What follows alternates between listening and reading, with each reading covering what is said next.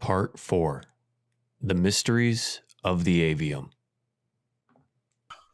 Hello. Hello. And welcome, everyone, to DieFall Alderheart episode 16. We're talking about beer, which is always a great subject. I actually really like talking about beer. And we're talking about how IPAs are probably a little bit overused, but still a generally good thing for new breweries to do so they can float a little bit until they can make interesting things like sours. And now we're talking about sours. So I think there was one. Now I want to talk about the most disappointing sour that I've ever had. Okay. So it was they called it a strawberry milkshake sour, and strawberry vanilla milkshake sour made with real vanilla, which sounds really good, and it had like the coolest art on the can, right? Because all of these craft breweries like get like really talented artists to do all of their can art and stuff like that. And then my girlfriend and I tried this, and it was awful. It was like the worst sour I ever had because it tasted only like vanilla. It was like you get the baking vanilla in the little thing, and then you just put it on your tongue, and that was the only flavor you got out of it the entire time. It's like, where's the strawberry portion? Where's the smoothness of the milkshake? Where's even the sour portion? Anyway, so that's my disappointing sour story. But hi, welcome everyone to potentially, eventually, Dungeons and Dragons. Until then, I just get to talk to my friends for a while because that's fun for me. My most exciting thing that happened in the last week is that a very, very good friend of mine came back into the public eye on twitch.tv/bonus_stage_Rob. And it's pretty good. Rob, how you feeling about being back on Twitch? Oh God, stop. I don't like this. My DMs keep complimenting me every time. It happened yesterday on the show, and I got really nervous, and now I'm nervous again. Don't be nervous. No, it's been. We love you. It's been wonderful. I feel like really loved, and my two biggest fears were there was nobody waiting for me to come back. Right. And everybody would have forgotten that I exist other than in these little pockets of the internet here and there. And that I would forget how to stream. Like, and it was just like riding a bike. Like you just get on it and it's like, oh shit, it's like I never left. Like this is really cool. And like that's in no short there's a term I'm trying to think of right now, and it's not. Part of that was Joel. That's hi. There's a word for it. You sneaky son of a bitch.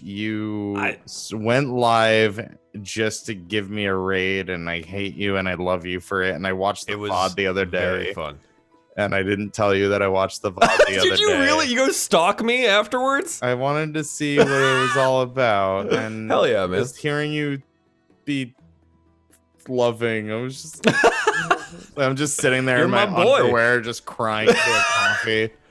I was just like, oh, Joel. I had to get Rob in his underwear somehow. I didn't realize it was going to bring some tears. Baby TwitchCon. It yeah, happened. Man. Hell, that's true. There was a lot of underwear at TwitchCon. There was a lot of underwear. That's at accurate. TwitchCon. Yeah, that was Joel's good. But yeah, man. Boy. Anyway. Man. Yeah, no, it's been really, really nice.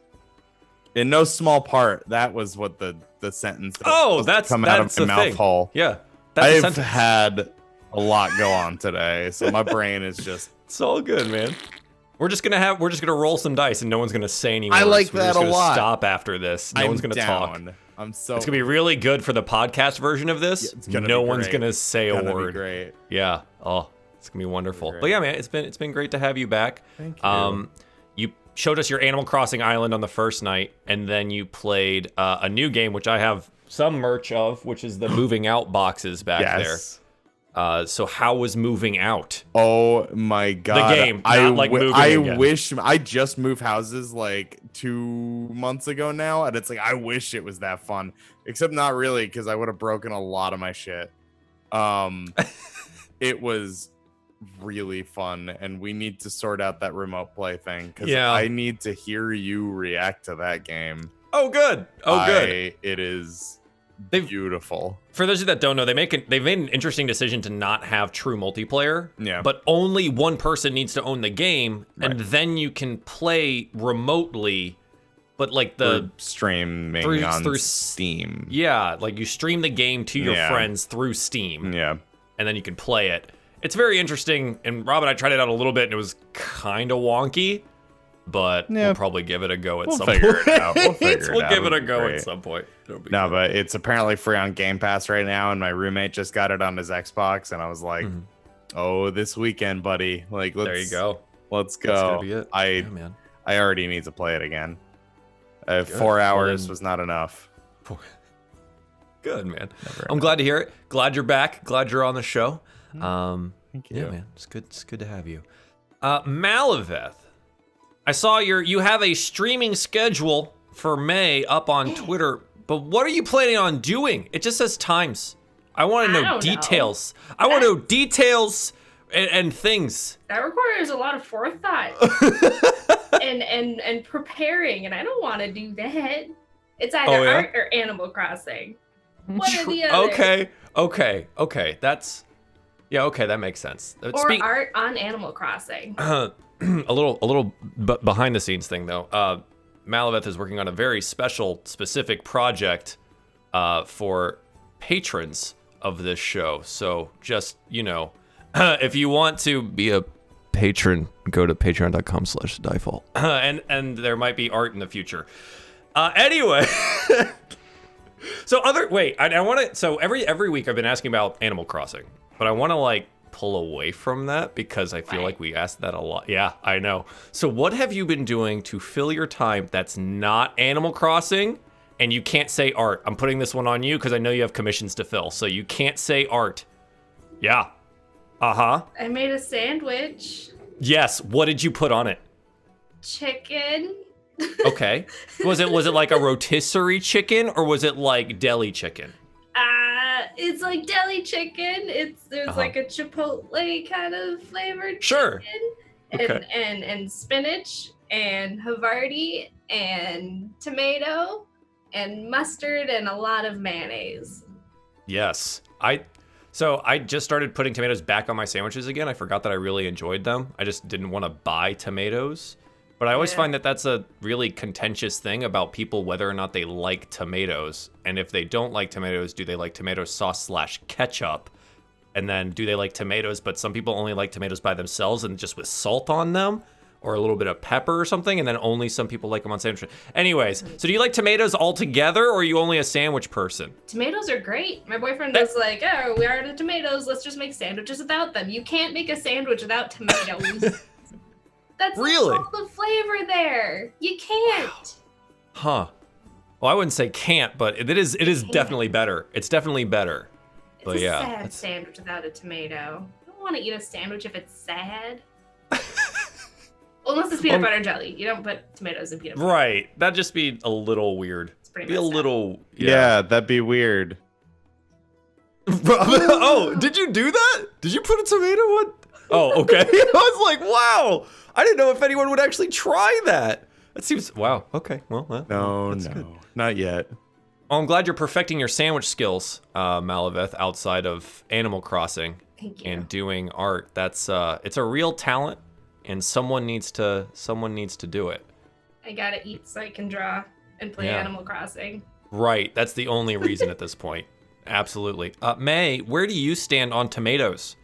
I love tomatoes in all shapes and forms. Right. What's your favorite way, though? If you had to have tomato, this includes sauces and otherwise. Fresh out of the garden, little cherry tomatoes. That's a good pick. They're like the best little snack too, right? Yeah. Oh, yeah, that's a good one.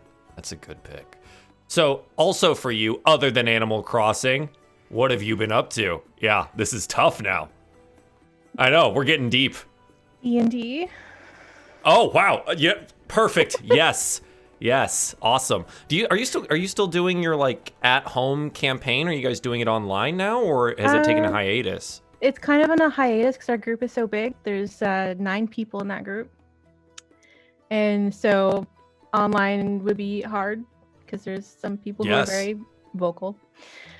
And so we've been playing Jackbox games instead in the same time slot, just to like that works. congregate. Yeah, that works with being vocal as well because everyone can just yell and it works with the game. So that's helpful. Who has to DM for 8 people? I did that one time, and it was on a show, and people had to be professional. I can't imagine doing that like all the time. It's been going over a year now. Yeah. Oh my gosh. And I'm sure Carson's the most vocal, clearly. Well, good. So when you say D&D, do you just mean this show then? Are you No, there's finding another an show that we're doing. Oh, that- nice. Yeah, there's a friend that's like playtesting a setting, so we've been kind of just running around with that on Sundays. Nice. Do you want to talk about where, when, and why? Or how? Or is that not a other channel show? It's off Twitch. It's just Okay. a private fun time thing. Cool. Awesome. You enjoying it? New setting? Feels good? Nice. It's like Good. it's a modern setting. And Okay. that we don't know about our powers and stuff like that. And then we accidentally opened a portal, and now there's kobolds coming through our town. Gotcha. I like kobolds, and then I eventually forget that they're like somewhat lizard dragon offspring. And I'm like, wow, they could be so much more than what they're portrayed as, right? Like, anyways, and then there's a lot of like upper tier kobold monsters that are really cool. And eventually there will be kobolds. Maybe not this campaign, but eventually I will be using kobolds. It will happen. I was glad to have you here, May. Episode 16 feels good. Awesome. Leslie, you're moved in a different spot. Everything's changed. You want to talk about what's the switch? The haps? Or restless syndrome. It's called avoiding depression at all costs, including Yes. moving your entire setup. So Hell yes. that's why. I love that. Plus, like, I just got it to. You can see a desk right here. It's a drafting table, like an art table with a camera setup that I've had set up since I moved into this space. And the premise of like, I'm gonna get back to doing traditional artwork. And then I couldn't get it to record without certain like settings, and then I couldn't get a cable to run all the way to that corner, which is where my PC used to be. So now this is good news, and the fact that I have enough cabling to reach my PC now to record traditional art again, which is how I got started on Twitch forever ago, was only traditional art, no video games, no nothing. So yay, that's good. Good. Can Yes. we go back to talking about mayonnaise on sandwiches really quick? Yes, absolutely. Because What is your opinion about mayo on sandwiches? if Zach goes missing, my boyfriend, just letting you know, it's not me, I swear. But he ate all the chicken nuggets the other night and then ate all the mayonnaise on all the sandwiches recently. So we ran out of mayonnaise and we didn't have chicken nuggets. So I'm just saying, if he goes missing, it was Quincy. Wow. Yeah. It was the greatest anime betrayals time too. Huh. Yeah, live here. on Wow. Twitch. Yeah. Wow. I don't know how you stay in the same house He's fired. with a monster. That's crazy to me. Yeah. Haul You're him talking out, about the torches, tomato thing. I pitchforks. was like, I'm okay on tomato. I pretty much only like yeah. tomato if it's a tomato sandwich Sure. with mayonnaise and salt and pepper. And without mayonnaise, I mean, Well, then the bread's too dry. yeah. And then what? You need that, and you need a binder, right? Like, Man, and then so because if mad. you let the tomato sit there too long, then the bread's not just—it's just soggy. This is basic sandwich 101, and Exactly. everybody needs to be aware of it. Really, And they should literally teach the it in last time college. we were at the grocery store, we were next to the mayonnaise, and we were like, because we're doing this, like I think everybody's doing it now, but the big hauls, not like trying to like store food, but essentially I'm trying to go as little as possible. So we're doing big loads every like 3 weeks kind of thing. 3 weeks. Yep, And, exactly. The last time we went, I was like, do we need mayonnaise? I know we just got mustard, but do we need mayonnaise? And he's like, no, we don't need we got plenty of mayonnaise.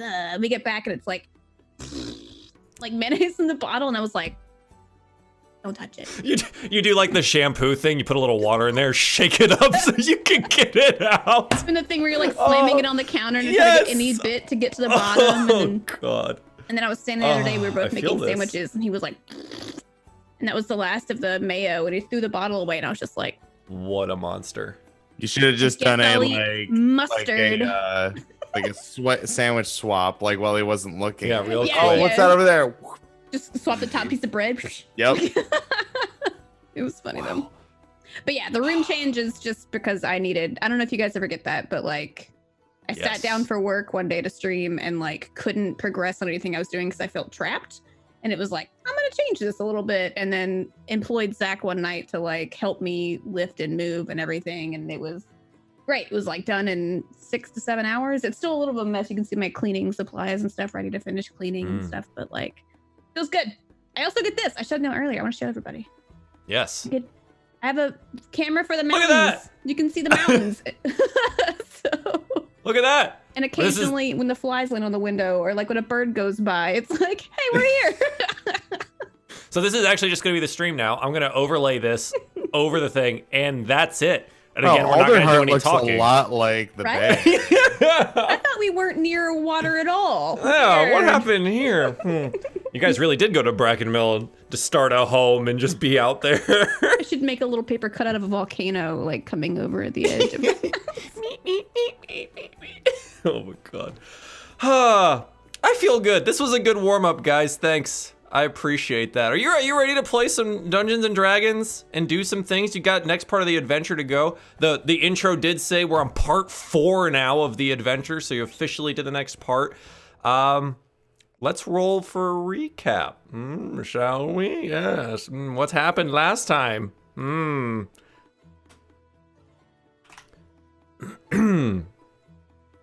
I get my hands all warmed up for typing. Okay, Pez with an 8, Dagonet with a 2, Lucky with an 11, Eli with a 16. The number is 19. Eli, I think that's 2 weeks in a row. You get to do it again. Yes. Tell everyone how you survived the volcano. Good. Okay. I'm sorry. No, it's okay.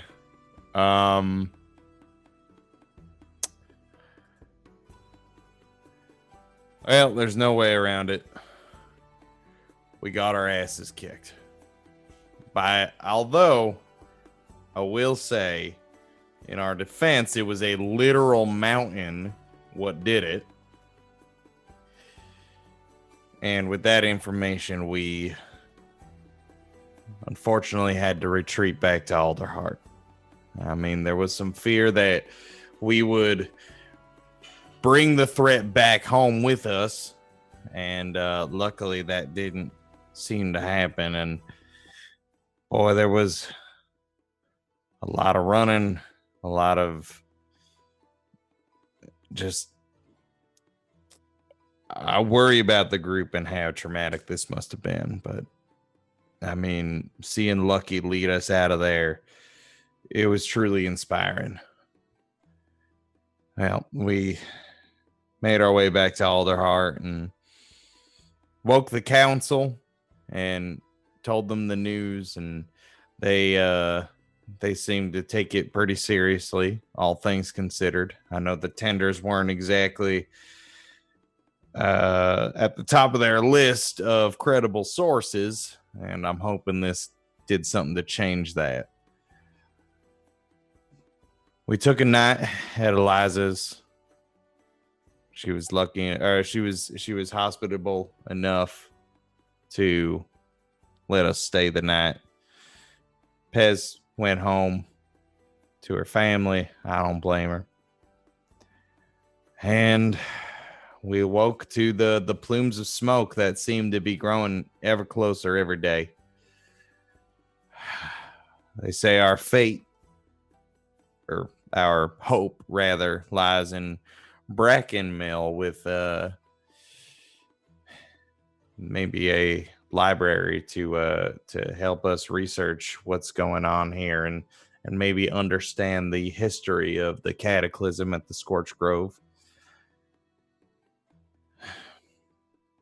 It doesn't rightly sit well with me that we're traveling further away from Alderheart, because admittedly running a little low on hope these days, and there's a big part of me that expects us to come home to a a city in turmoil, and I won't feel right if we're not there for it, but we'll keep on keeping on. I'm sure there's a plan in our absence. God, I hope there's a plan in our absence. Great. The narrator says, there was no plan. The narrator's like, they're fucked. They don't stand a chance. Yeah, that was good. So you guys are heading to the Avium, to a large library, to try and figure out if there is a way to stop, slow down, contain, destroy this entity. It's kind of a tall order. Mill. You threw me I off. did just say Brackenmill, so that is absolutely on me. I know where I forgive myself. I know where Eli's heart is at, and it's starting a new life in Brackenmill as far away as possible from the eventual cataclysm. I get that, man. Yeah, that seems like a pretty smart move to me anyways. So we find ourselves and our party, I believe we were still wrapping up a couple of different things within Alderheart before you set out towards the Avium. There was some shopping done. You guys were given a writ that allowed you 500 gold pieces worth of things bought throughout the city, as well as Pez reaching into her vast fortune to buy some wonderful magical items for our players. You are now well outfitted. You don't even need food because Eli just cooks every night with magic, which is awesome. That's an awesome thing to have. And you have all of your arrows and bolts and crossbow things now and magical shields. You're in Alderheart. You've done your shopping. What would you like to do?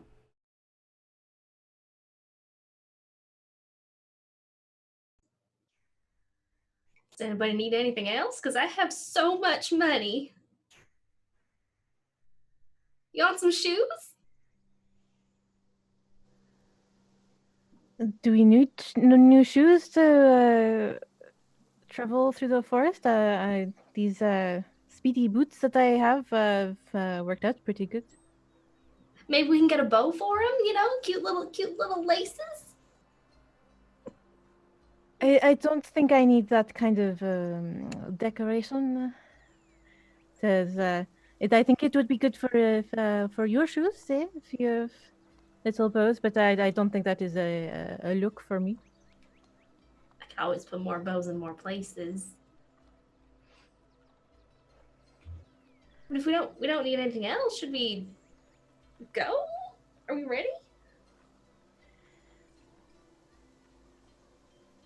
I suppose it is time to get out of the city. We shouldn't waste too much time, eh? I mean, we check on Teva and the tenders. See how they're doing. Like, if they're recovered. I mean, you look really shucking up, man. I just don't want to say or leave without saying goodbye in case anything happens. Yeah, they should check on Taver, but I agree with Dagonet. I think this requires a fair bit of urgency, so we probably shouldn't dally too long. Yeah, definitely. Okay. So does that mean you guys want to try and seek out Tever, or you want to try and head down? We'll swing by the half-full cup. Half full? Yeah, absolutely. It's probably afternoon now after your morning full of shopping and gathering things. And you go to the half full cup.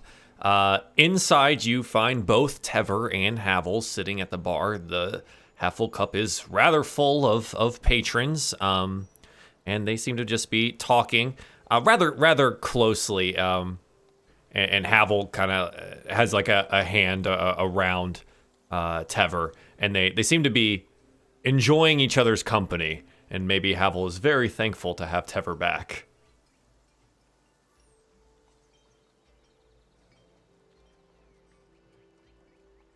approach him. I'm like, hey guys, we just come by to check on you after a night's rest and Oh. Hello. I am very glad you came by. I was going to give you my thanks. Thank you for bringing my Teva back to me. He told me all about how you all were going to lead this monster away from them and how you fought this ash snake and saved Tim. And, well, Tim has returned to the dirt, but as all tenders do. But thank you again for bringing my Teva home. Teva, do you mind waiting a moment? I'm going to go get the... Oh, yes, yes, that's probably a good time for that, yes. So Havel gets up from the bar there, and he's, one moment, and he goes upstairs to your old rooms, and disappears for a minute. And Teva turns around and says, thank you again, it's so kind of you, are you? And he notes you with your packs on, armor donned, and, some fresh gear.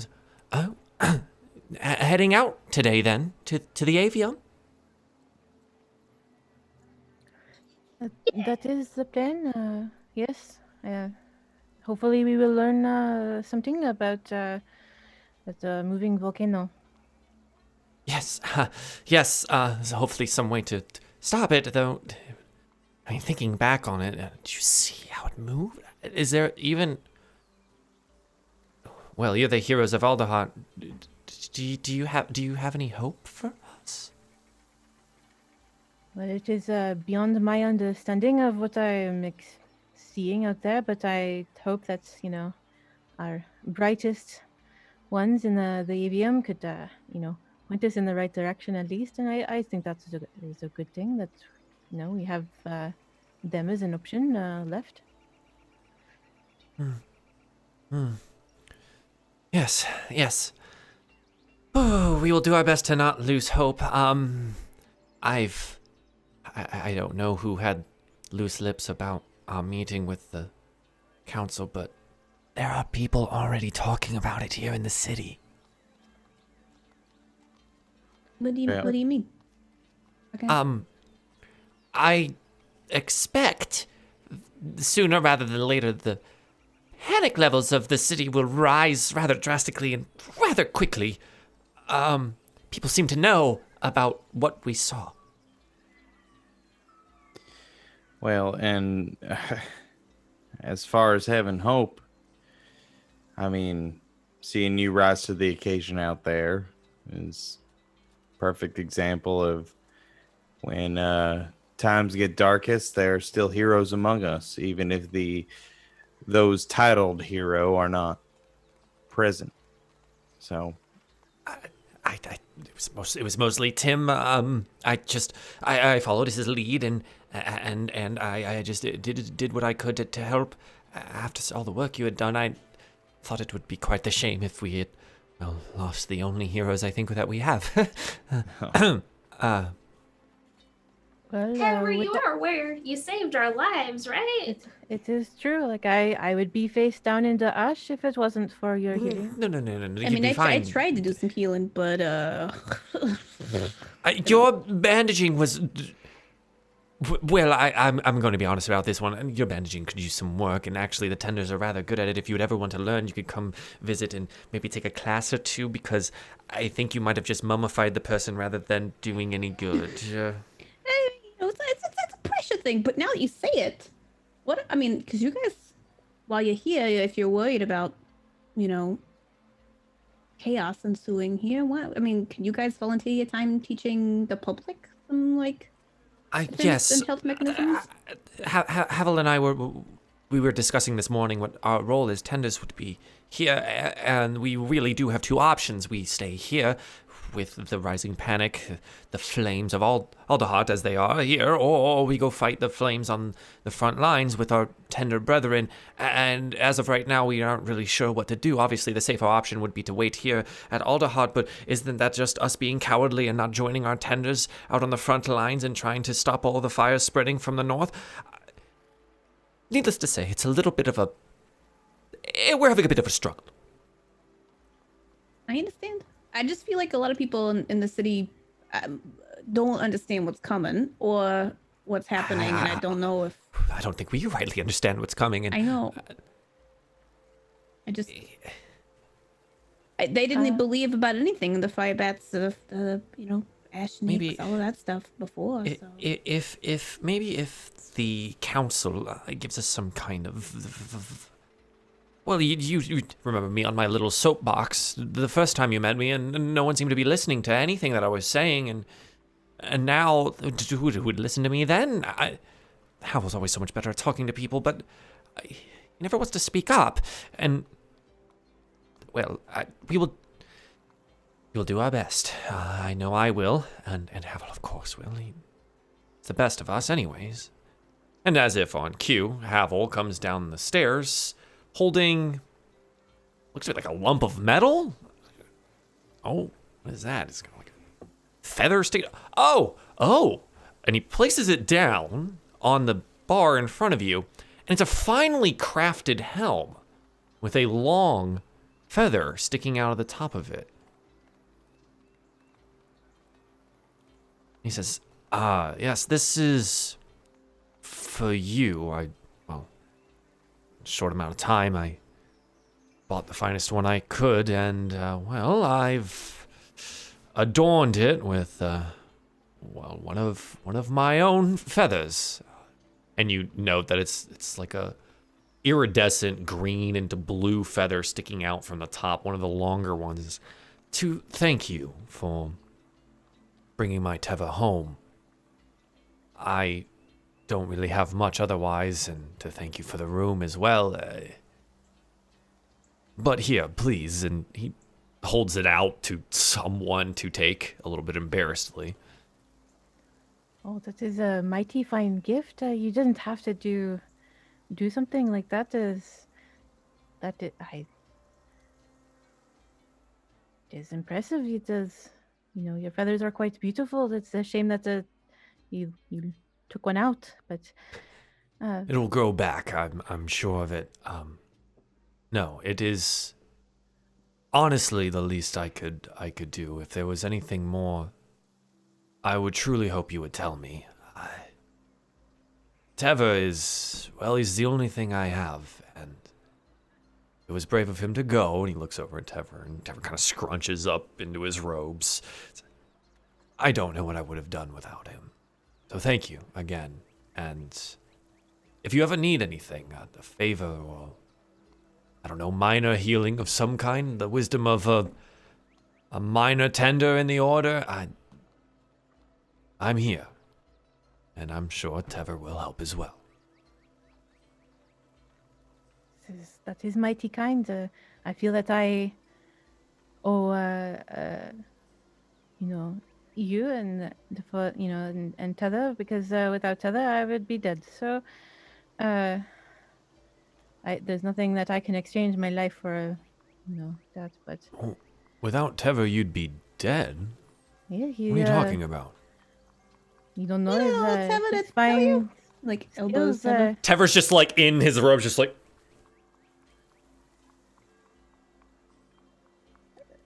Well, he assisted. And yes, he got you to the Ashen Plains, and you led the entity away. Look, Teva's got more spunk than you recognize. That's all I'm saying. Looks over at little Tever. Is that right? Oh. Guess there's more than meets the eye to you, huh? And he gives a little smile. Well, then I'm glad he was there with you. But again, if there's anything that I can do, please, do let me know. And do be successful.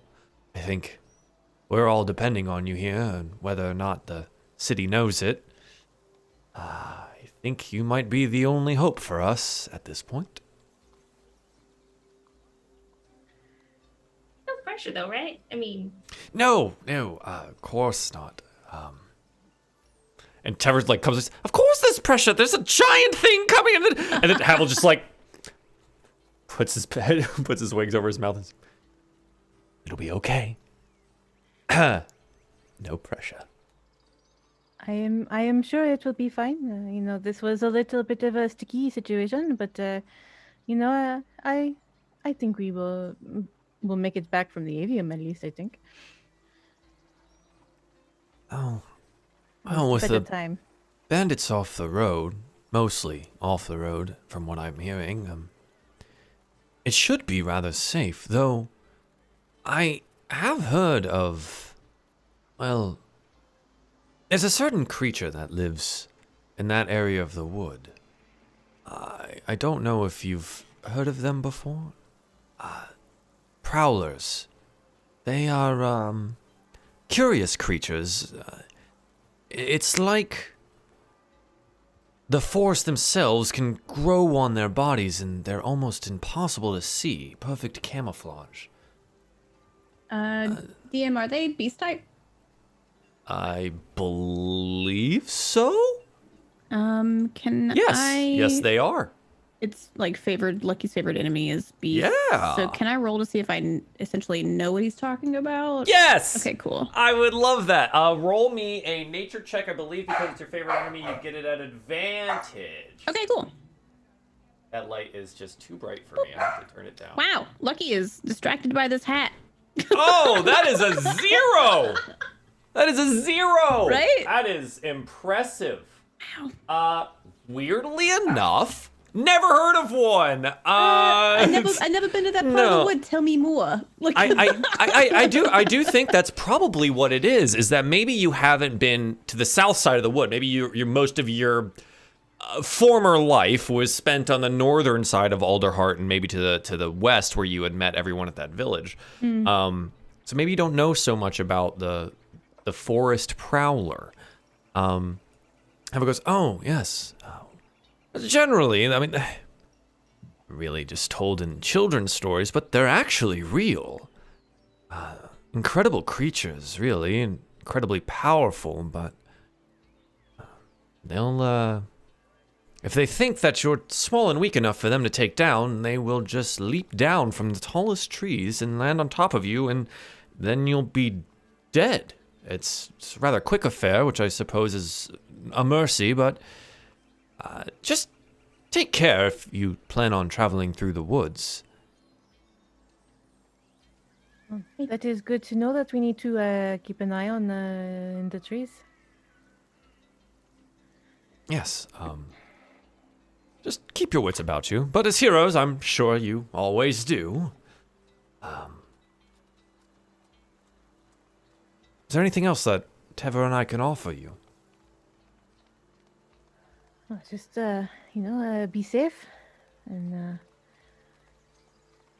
I guess you probably better be getting on the road, eh? And, we're losing daylight.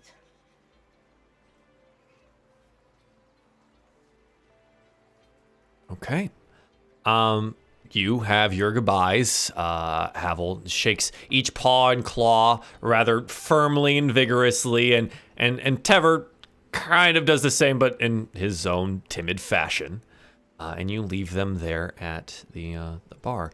Who takes the helm with them?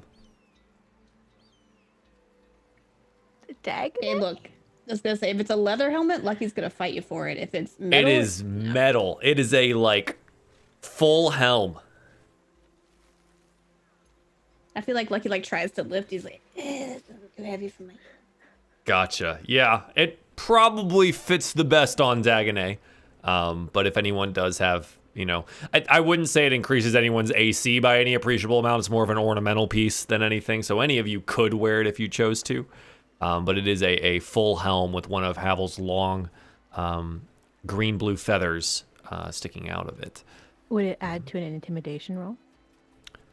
I will say potentially. We'll see. Me in full We plate shall armor and see. a decorative helm? I mean, you Out know of what? presents now. I think you'll probably have the opportunity to find out. So yeah, let's see. Let's see. Okay. So you guys are ready to head out of Alderheart. Again, it's it's afternoon now, so you probably have about a half of a day of travel that you're able to take. Let's talk about how you're going to get there. So you guys probably, you have the world map up now, so I'll bring it up on my side, and I will bring it up for chat here. So this is the remaining world map. As you can see, our very nice pathing that we took over to the Bandit Fortress and as well over to the Scorched Grove. So the Avium is southeast-ish. It's mostly east from Alderheart. The road, though, does go southeast and then kind of bend around and then go back up north. It has a split over towards Bracken Mill and then over towards the south some more, and Salter's Port. So you have a couple of options here. The woods, if you were to take what would essentially be the straight cut through and the shorter route, is obviously a more dangerous affair, as we've talked about previously, every time you go through the woods there. But it will take you about 2 days to do so. Taking the road is less risk, but it'll be 3-ish days if you take the road all the way around.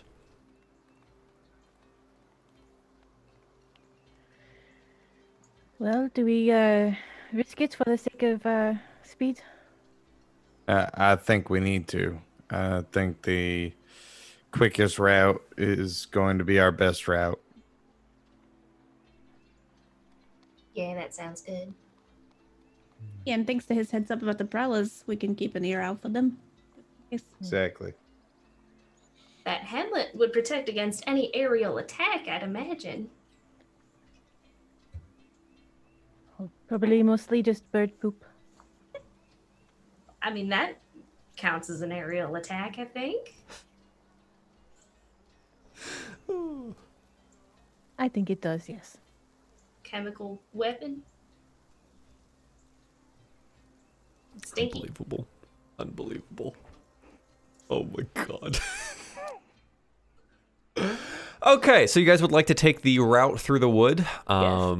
Yeah, sure. Let's draw what that route's gonna look like. Let's do orange this time, so it'll be like and eventually you'll make it to the Avium. I drew that on the wrong layer, so I'll do it again. Whee! And there we go. So that's the route through the woods to the Avium. Easy, clear, and for everyone to see there. It's rather straightforward, if you ask me. That's a 2-day walk through there on the bandit paths. Yeah, okay. So you guys head out of Alderheart. No one seems to stop you. The city is still busy.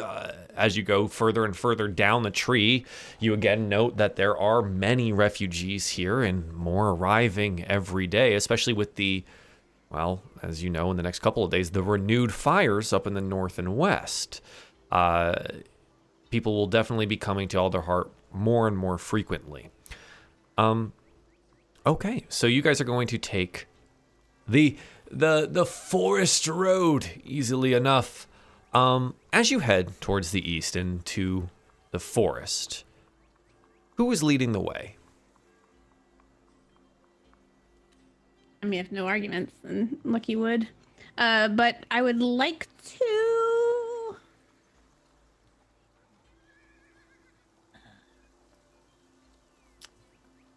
Hang on. Let me. Where are we on the we're just now departing, or this is part Yes, you are just now leaving Alderheart. Okay, then sir, I would like to lead with a scouting / survival-esque. Yeah, roll me some survival. Sweet. Hopefully I dusted that one off there. Yeah. There's no way you get another natural one. Yeah, a 13, so not bad. Above average even. And I think it's probably because it's already afternoon, and as you go into the forest, it gets, the trees get denser and denser, and the light stops getting through, and it's a little bit, I wouldn't say difficult for you to find your way, but you're not necessarily as quick as you could be. Yeah. You're still picking the correct path. You're still moving forward. But it's definitely not, it's not the fastest you've ever moved through the forest. But you also find that it's rather peaceful on this side of the tree, and moving away from all the hubbub that is the Scorched Grove. And you're back out in the quiet and in the silence there. I think the rest of the afternoon probably passes by without any incident. Evening will come. Do you guys want to try and push through the night, or do you want to take a rest?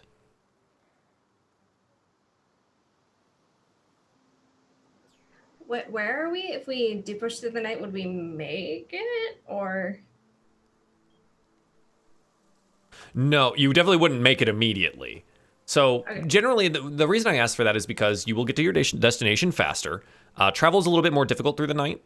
So you might miss some things, especially a lot of you that don't have dark vision. You'll probably have to have torches and things out. You'll have more time to your destination. You also won't rest at all, which means that you have the likelihood of exhaustion on the end of that. So it's how hard do you want to push yourselves to get to the Avium? I feel like this is a situation that we push ourselves. We don't know how long the fires are going to get to Alderheart. Agreed. All right. I'll follow wherever we go. We'll just have to be on the lookout and try to be extra careful, but Dagonet's right. The time for being careful might be over. I can take a co-lead with Lucky. I have a dark vision at least once the sun goes down. Get it. The brush is getting pretty thick, so you can help me drape a little bit first. Yeah, you look for the path and I look up into trees, eh? All right.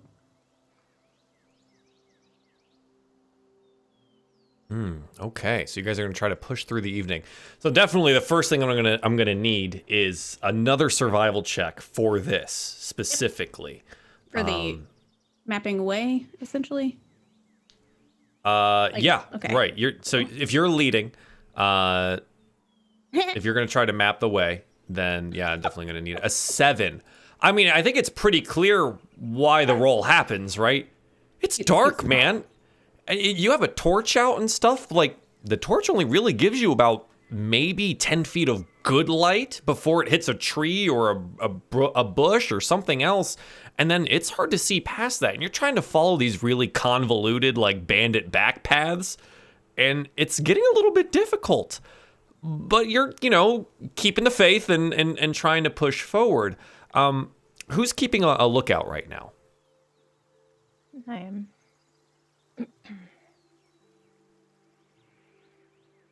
Okay, roll me some perception, and you have dark vision, so just make it as a normal. An 8.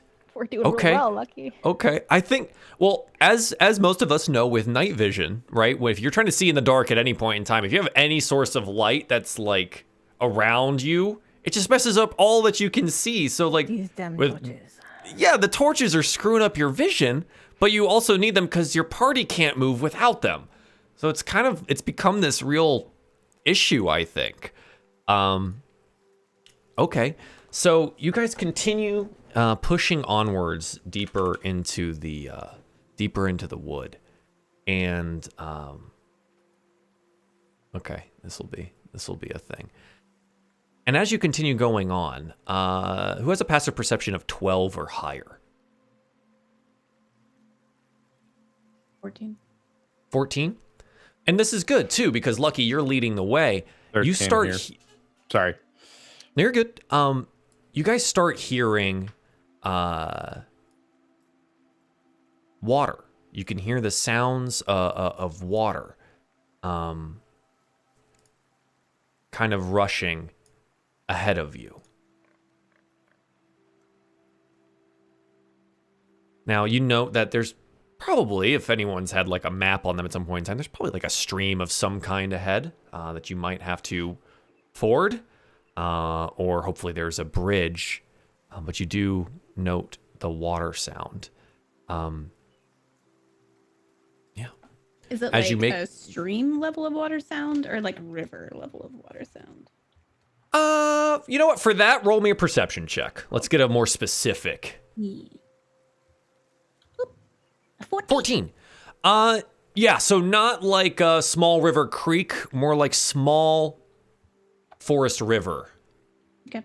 Right? To the sound, it could be 20 to 30 feet across or something like that. So hopefully there's a bridge of some kind, or it's a little bit shallow. But you'll know as you get closer and as the torches kind of light up the area there.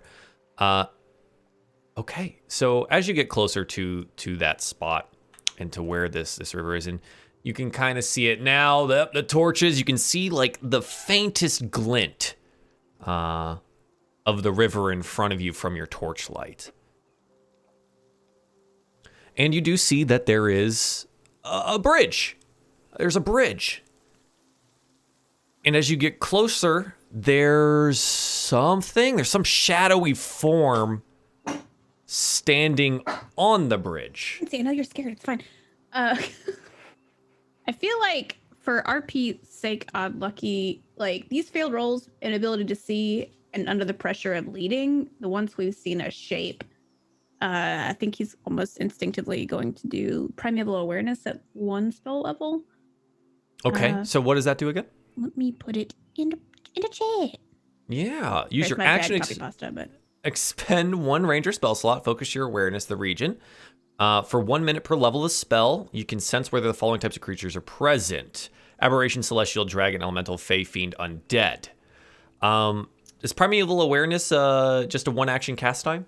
I guess. Or is it like a prepared spell? Let me make sure. Can look that up here too. You're fine.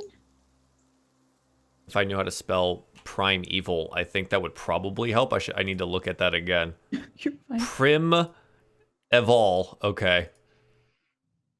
It says Primeval. it doesn't. The only thing it says is the same thing I pasted. Yeah, it only on says the 20. same thing for 1 minute. Okay, so you use your action. I'm sorry. Your Yeah. action it's 1 action. Yeah. I'm a silly goose.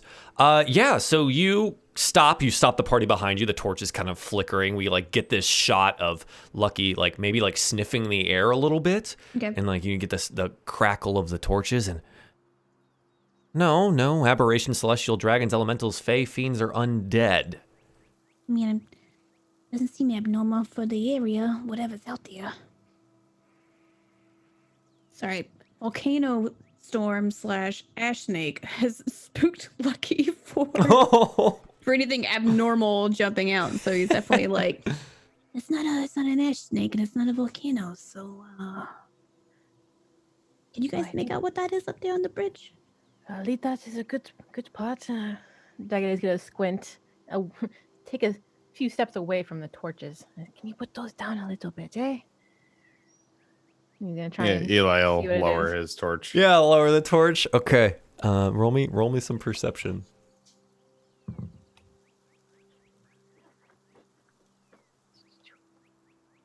$14. Yeah, much better. And with the dark vision, this definitely helps you out.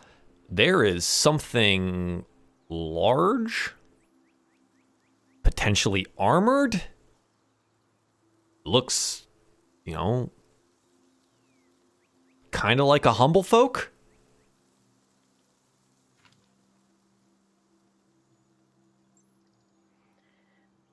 It looks like there might be something on the bridge. Someone in armor. Should maybe they're guarding something, eh? Should we go say hi? How far out are we from the Avium again? The Avium? Oh, a day. Okay. Day and a half. Do they have Do they have a perch guard station there, or would I know that? I mean, are they covered by the perch guard? Are they covered by their own? The whole region is under the jurisdiction of the perch guard. Okay. Now, whether or not there is Active a patrol military or contingent, patrols. Okay. The Avium itself is, rather than Alderheart, it's not necessarily like a hustle and bustle city kind of place. It's definitely more of like a scholarly institution than anything else. But I mean, it's well protected for what it is, having many visiting wizards and mages and professors of that type as well. They have their own form of personal protection. But in this area, in the middle of the woods by this river, the perch guard may or may not be around. We're still pretty far out from the Avium, so it's likely not anybody guarding that. I'd just say we err on the side of caution. I mean, do we douse the torches? We're going to need some guidance here. I mean, we're gonna have to use that bridge to cross anyways, so torches or not, we're gonna have to bump into whoever that is. Are we close enough that the person might have recognized our torches in between the trees? Well, you guys know as well as I do that it's pretty easy to see light when it's dark out, even pinpricks. Now, were you under enough cover of the forest for it to make a difference? Hard to tell. Yeah, I think we should approach as if they are already aware that we're here. We weren't exactly being stealthy about it. Agreed. And maybe we just keep our swinging hands at the ready. Just be prepared. I mean, if you want, I'll stay back here. The tree line, arrow drawn. They don't know how many we are. They only know we have torches. Right. Just shake some branches around, make it sound like there's like 20 of you out there. Make some Yes. noises, maybe. Yes. I don't know if we can make it sound like we're that many, but we can at least be, prepared if Lucky wants to, Yeah, I can keep an eye out on the tree line or anything just in case he's not alone. I don't know. I mean, for my bandit knowledge.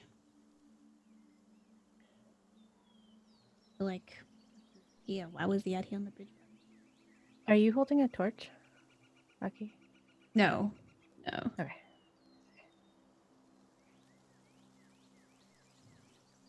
Okay. So Lucky, are you trying to sit back in the trees here? Yeah, I feel like Lucky is kind of doing Overwatch, essentially. Yeah. Drawing your own watching lines to be like, what's going on? Who's around? Is there more people? Do you go up a tree or? I guess it depends really on how much brush there is in this general area.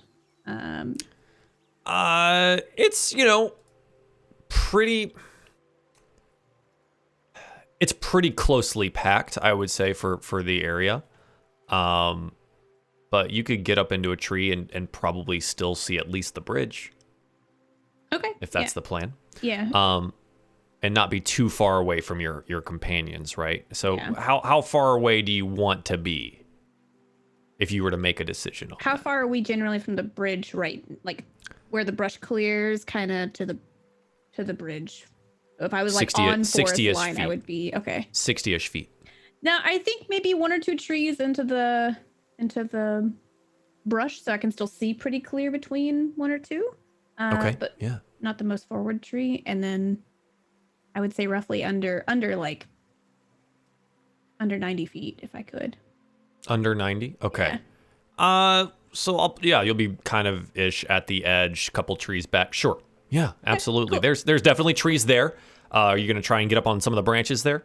Yeah. Okay. If there's one You're nimble enough that there's not really a check to be made there, so you just jump up into a tree. What do you want to say, like first set of branches or second set of branches? Since I'm a couple of trees in, probably a lower branch, just to kind of like. Okay. Sure. Yeah. In before Prowler overhead. Hey, do you want to roll a perception check to see if there's a Prowler? At the moment, I don't like I'm not a powerful multitasker. I feel like right now highest alerts on whatever's on the bridge. Sure. Okay. Trying to keep out for his friends. Yeah, so going towards the bridge, what's the marching order? I can lead. Okay. Yeah, I'll be close behind Dagonet. All right. Maybe we'll do like the V formation. The range on your dark vision, I believe, is 60 feet for bright light. Sounds familiar, yes. Yeah. I believe that's what it is, and I'm gonna go with that until proven otherwise, I think. Yep. Okay, cool. So you have I'm just making a note. So you go forward, and as you get to the edge of the tree line is right about where you can start seeing really the edge of the bridge. And then as you go a little bit closer, you can start to see more and more of whoever this is standing on the bridge. And as you keep approaching, the details become clearer, and it is a large Mapok male standing over 6 feet tall. And you note that there's a large scar on one of their eyes, and they've got this like kind of weird grin on their face, and they seem to be heavily armed and armored, and they're standing on the bridge with their arms crossed. And as you approach, you can kind of hear them start to shout out at you. It's like, oh, finally! God, I've been watching them torches for hours. Oh, come on, get closer, get closer. You were expecting us?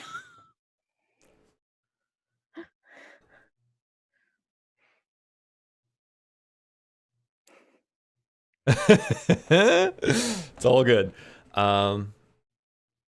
What do you do, Dagonet? He brother's like, oh, are you expecting us? Yeah, something like that. He's wearing this like studded leather armor, and he pulls out a long pointed dagger and seems to like pick something out of his teeth. He's got this rapier sheath at his hip, and he looks at you. I've been waiting for some of Alderheart's lackeys. And as he finishes that sentence, a log rolls down behind you in flames. And I'm gonna need everyone to roll me an initiative once I get you onto a sheet. Boom, boom, boom, boom, boom, boom. And then I'm gonna hit that button there, and then we're gonna go like this.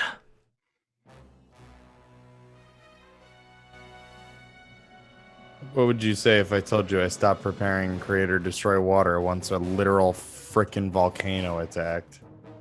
And I Is that right? Yeah. Oh man, that's crazy. Boy, I wish I had it. Destroy water, create water.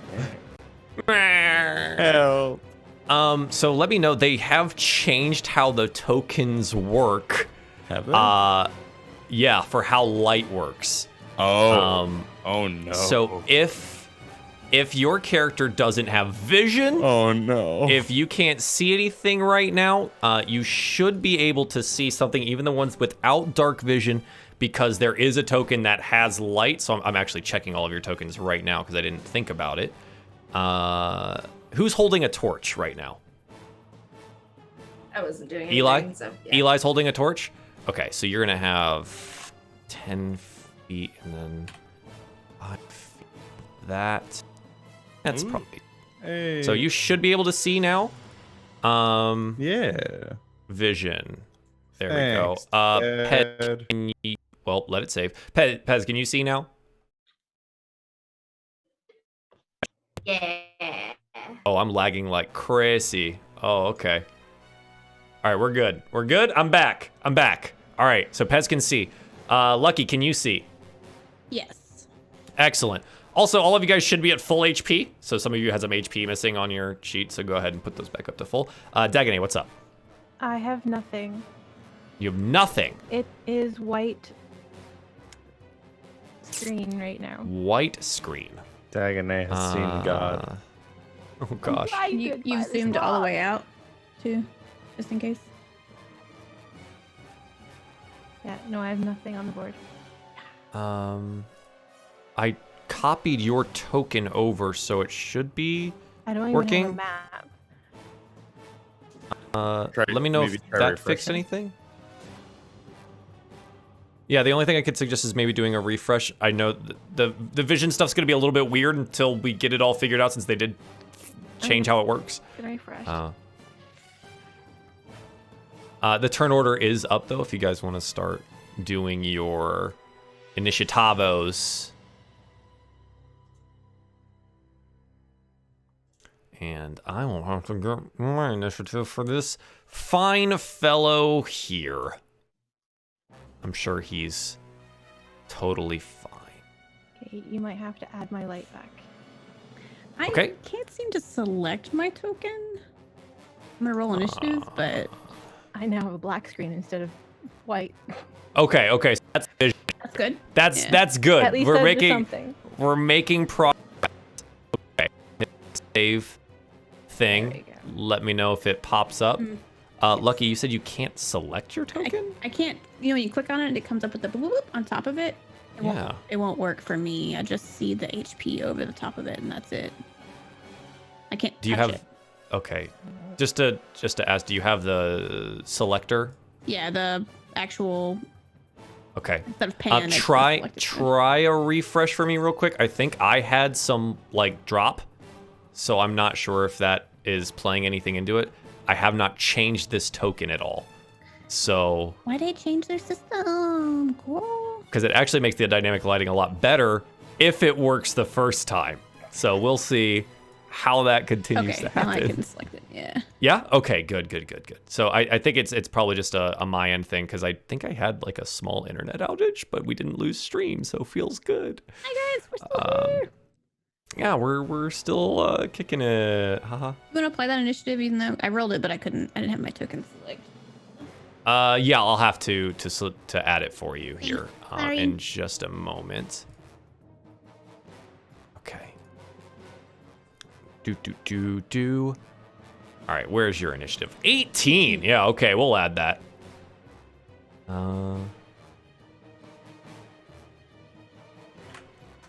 Okay. And sorry. The lighting thing's got me all thrown off, dang it.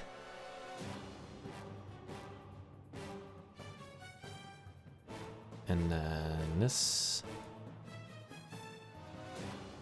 Okay. Let me get these ordered. So, Lucky, with an 18, you're still up in this tree, right? So you can see this tree here, and I'll pull this up for you, chat. Sorry. I'm trying to get all the lighting stuff done so you guys couldn't see the map. My bad. All right, let's get down here. Yeah, okay. So you are first up on the list there, and I'm gonna zoom out some. What can you see? Okay, you know what? Close enough. That'll work. That'll probably work. And Lucky, what do you want to do? You currently see this large Mapak guy off in the distance, and he's kind of made some threatening sounds about stuff. Yeah. And now there's a log that's in fire, cutting off your friends from any form of retreat, at least down the road. Yeah. Lucky is adverse to blowing cover at the moment, but wants to investigate or perception check around where he is to see where did this fire log come from. Like, part of it's probably surprised, like, what the heck, you know? And then like, Yeah, absolutely. what would you like me to roll? So you want to take your action to roll a perception check? Absolutely, roll me a perception check. Yes. An 8. An 8. I think, though some things may not be well hidden, you're unable to pinpoint exactly where this log had come from, and that it was already on fire is incredible. Mm-hmm. Your brain is telling you, yeah, that couldn't have just rolled there. He's obviously like on this bridge, but your eyes can't see anything. Okay. Okay, you have a bonus action. Do you want to do anything with your bonus action? Let me...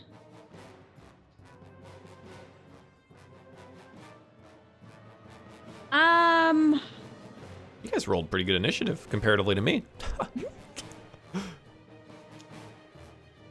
I think not. I mean, he's just gonna kind of keep an eye out, like from here, because like I'm sure my own party realizes this log's rolling and stuff, so I don't have to alert them or anything on my bonus, and I'm just Lucky's just like trying to figure out even badly where this came from behind. So okay, sure. It. Okay. Yeah, just trying not to break cover. Makes total sense here at this point. Okay, that is Dagonet. You are next. This is the fastest I've ever seen you on an initiative order. It's incredible. I know. I actually rolled a 19 with that -3. So fancy. I'm gonna look back at the log and kind of look back at the guy on the bridge and. So do I understand that you mean to fight us? If you thought Benna was tough, you got no idea what you're in for. I'm gonna show the whole wood how harmless you really are.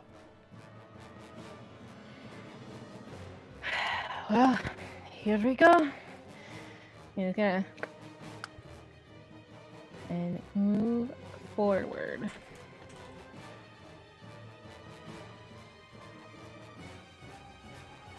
Okay.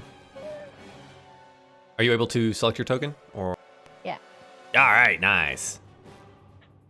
Okay. He's just gonna make himself look like he's just gonna stand tall. Okay. Well, come at me then.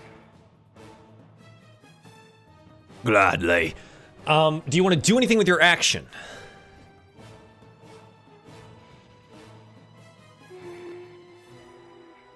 You still have some movement left too. If you want to use it, there's bonus action. Or do you want to hold action for a trigger? I'm gonna hold till he's up in my face. So you want to attack this guy if and when he gets up to your face. Yep. Okay, sounds good. Pez Pingo, what would you like to do? Oh my goodness. I'm just gonna move, what's that, 5 feet up this way. Just gonna scoop my little butt and then do a heroism on the Dagonet. Dagonet, you're so much buffer than this guy. Heroism is a touch spell, so you will have to be within range to touch Dagonet. I think I can only get like this far. Is that? You should have 30 feet of movement. Do I have 30? I thought it was 25. It's 25 speed. Okay. 5, 10. Okay, yep. So you can go right there. So you're a little bit out of the way. Yeah, a little bit out. I will not do that then. Get over here.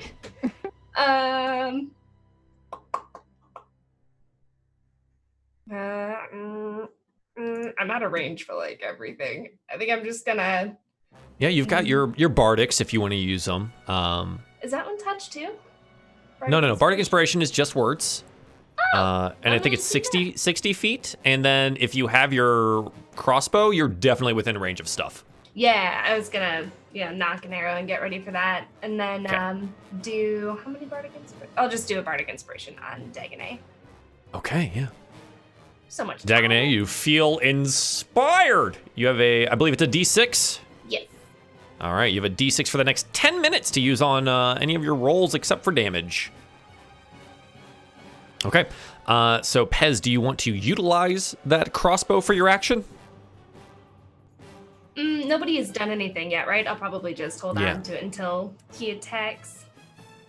Okay, sure. So you're gonna hold your action. Yeah. Can you hold an action if you use a Can I bonus action, or does it wipe your Oh. turn? I don't even know. I don't generally hold actions because I just hit things in the face, but like, you know what? Screw it. Yeah, you can hold your action. I don't care. Okay. That's fine. Yeah, you can wait for him to get. You can wait for someone to strike first, whether or not it's this guy or Dagonet. How about that? Yeah. All right, sound good? Cool. Eli, it is your turn, my friend. What would you like to do? Eli will look back at the log and just say, I am so sick of fire. And just under his breath. And then he'll step forward. And oh god, I stepped forward and can't see anything now. I mean, I can see immediately within 15 feet of me. Yeah, you that changed should everything. still have your torch, so you don't have your shield equipped right now. Just keep that in mind. Yeah. So is the light working though? You have your torch? Is it letting you use it, or should I update that for you? So my torch works Okay. 15 feet around me, but I could see a lot more before from the like I can't see the fire on the log anymore. What? As soon as I moved, it changed everything. Refresh. I had to just refresh because it did the same thing for me. It might be an Oh, internet yeah? hiccup or a server hiccup. Oh. Yeah. Okay. Sorry. I'll go ahead Yeah, and I was do it. like, that shouldn't be a thing. I was just like, I know I have torchlight. Everything. but The fire's out. You're complaining about the fire. Fine. Fire's gone. Fire's gone. You don't have that to made complain it about it worse. anymore. I can't see anything except me now. Oh, I can't even select me now. Oh no. Oh Uh-oh. god. I think we might have try it one more time. I think we might have actually had a server hiccup here, and it's I'll go ahead and refresh one tanking more our time. it's tanking our stuff, which is fine. But you can describe to me what you would like to Yes, do. So Eli will step forward Mm-hmm. and hey, there we go. Okay. So Eli will go ahead and step forward. I believe I was so that's Yep. 10. What's my movement? 25, I think. Oh god, I refreshed, so my character sheet's gone. I believe yours is 30 because you're There a it full is. size human. Nope, full size hedge being. 25. Why is everyone 25? Because we got little animal feet. Can't go no place no fast. Anyway, Okay. yeah. So Eli's gonna use his full range of motion, and as he steps forward, he's gonna cast Spiritual Weapon. Okay, and yes. I'd like it to. Oh yeah, let me post that in the chat for you. But it is a range of 60, and I would like it to manifest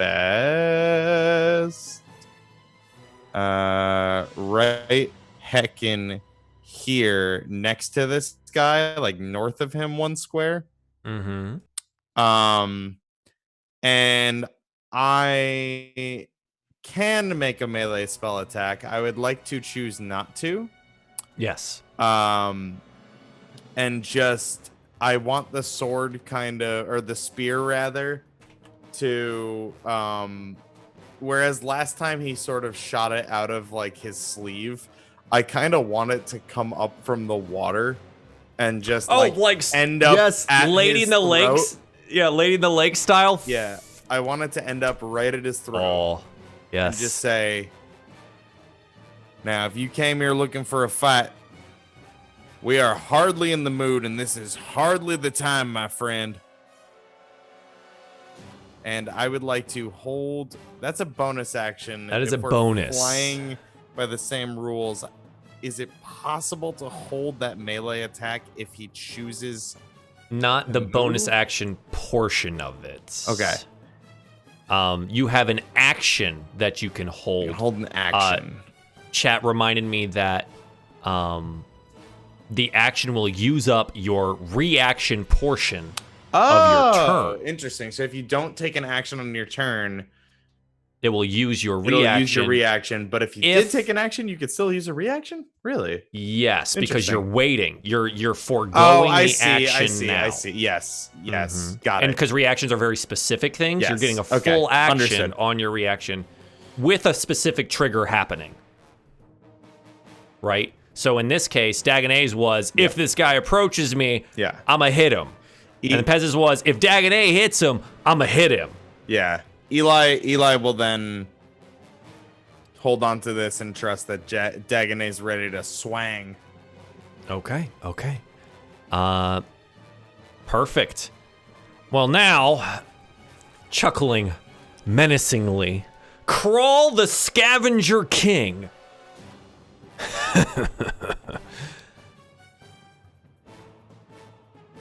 Is gonna wait and not do anything. He's gonna hold his action. You're not necessarily sure for what, but that's entirely okay because off to the side, popping out of what looks to be leaves on the ground, a hedge creature is going to pop up and shoot an arrow at Pez. And short bow. That's a natural one. I think the leaves get caught in his spines, and he gets up and he can't see because it's like a mat, and it's in his spines, and now his face is covered. He tries to shoot it, but now he's gonna have to take his turn to get the leaves off of that. And now doesn't he look like Bobo the Fool? Wow. Okay, that is that hedge's turn. And then from the north of you, again, coming out of one of these little holes is a little. Wait, why isn't? Oh, because I clicked the wrong one like a dummy. My internet is being so bad. Come back to me. There it is. A Gerbian pops up out of one of these other similar holes in the ground and is going to unleash some daggers against our friend Eli here. They're gonna throw this dagger, and then they're gonna throw this dagger. That's a 15 and a 14, Eli, coming from behind you here. Hang on, you took my light when you did that. I had to refresh. What? Oh God! You stole my light. I stole the light again. I'm sorry. That's okay. I believe if my shield is unequipped, let's go ahead and just make sure. It's just -2. I do not have a 9. That is not true. Oh, okay. It's because my spiny quills are confusing. Right. Yeah. 13 is my base AC. So both of these daggers hit you from behind. Okay. Click. Click. Please roll the damage. There we go. Okay, one of them rolled. Okay. There's 2. 8 piercing damage from these daggers. Okay. From behind you there. And he's hopped out of this hole in the ground. Ouchies. Yeah, this one didn't get caught in the leaves. So, he's hopped out. Easy. Easy move there. Okay, I see what I did wrong. I clicked on... Sometimes I click on the wrong things, guys, and different things get rolled, and I need to add this guy to the turn order because I clicked the wrong thing. But that's it. He's there now. He's on a 6. Okay. So then, from behind one of these trees, you notice a kind of like tall, lanky-ish, fox-looking creature. And she is going to... I think she's going to... Oh, she can do 2 things here? Okay. She pulls out a short bow and rattles off 2 arrows straight at Dagonet. 12 and 11. I believe neither of those hit. So both of those dunk dunk directly into the shield. But now you know that she is indeed there and is taking part in this mess of whatever this is going to be. And then another arrow comes flying out of one of these northerly trees here from another bandit directly at you again. Dagonet 13.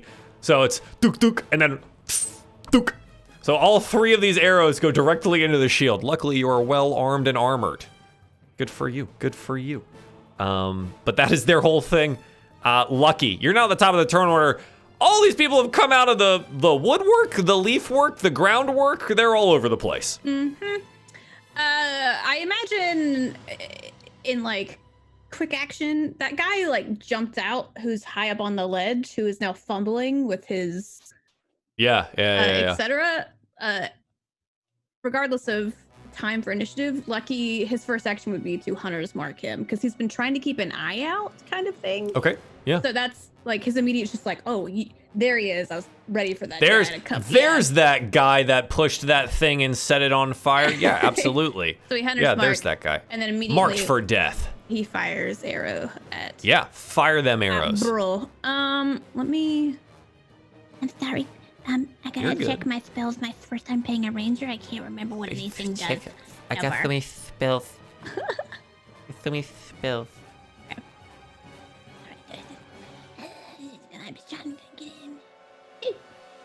That's a fail.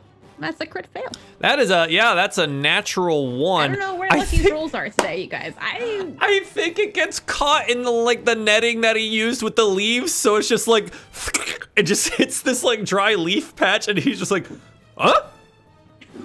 And trying to get it off faster because it's all stuck in his spines now.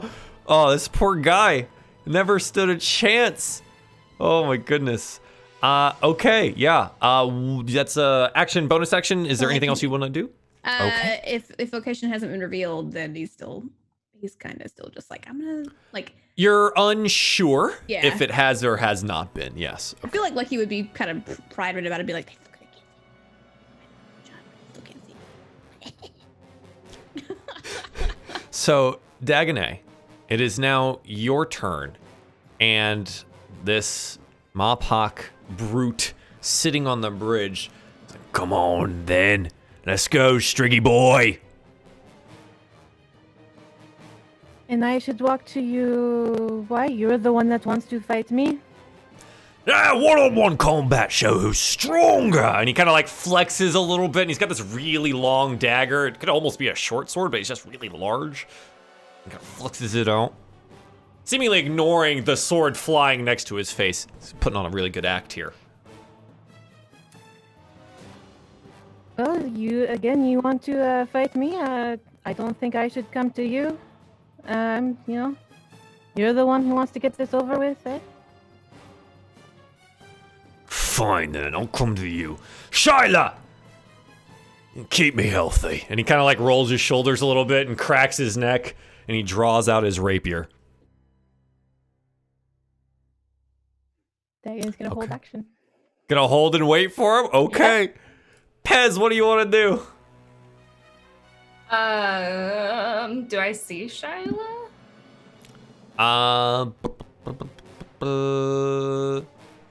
If you can't see it on your screen, I can then no. vaguely see outline, but only it is dark, so more than likely at range, this will be at disadvantage for you if you were going to try and shoot them with a bow. This is nighttime now. That's okay. You can take the chance. You got a lot of bolts, right? You got a lot of crossbow bolts, but that's entirely up to you. I'm just gonna do instead. I'm gonna cast Fairy Fire. Right? Yeah, we'll do that. So, if they fail, what is it? A Dex save in a 20-foot square? We have advantage.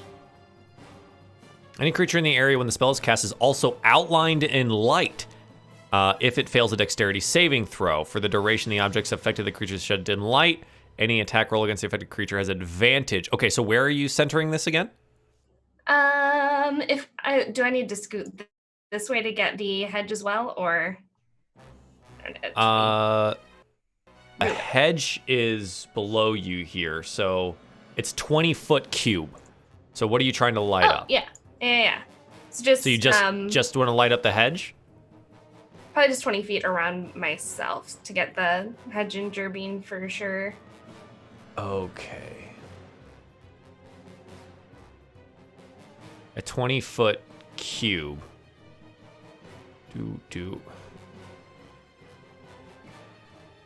Oh. That will also put your friends in it. They will also have to make the dexterity save or be lit up as well. Oh, does that happen? Yeah. Oh. It's everything in the area. I'm sorry. Any creature in the area. Yeah, I don't want to do that then. Okay. Never mind. Nix that idea. I'm just gonna shoot. It is there. 60 feet if you want to like do it across. Yeah. The targetable, you can choose something that you want to cast Fairy Fire on. So it's not within you. It's like, I want to cast it on that bush. And it That might area light up over there. everything around Yeah. it kind of thing. As long as the casting is within range of your casting range of the spell. Mhm. Yeah, So you have a 60-foot casting range. We'll do it across. And it does a 20-foot cube. So you can hit all 3 of these guys if you want. 3 Over here. Yeah. Wow. And another 3 over there. Where'd that other Oh.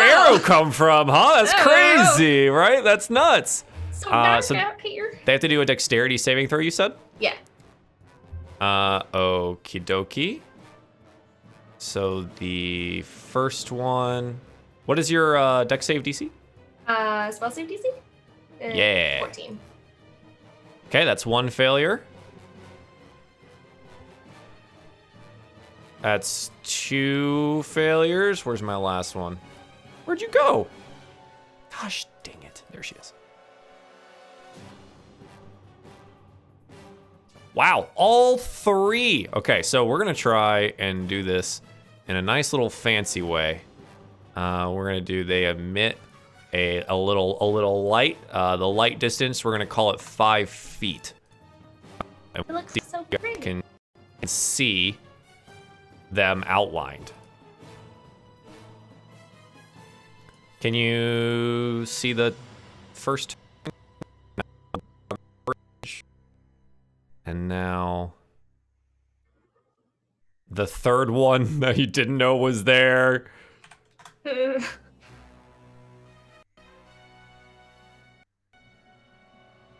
Okay, yeah, they all light up. Oh, that's so cool. That's really fun.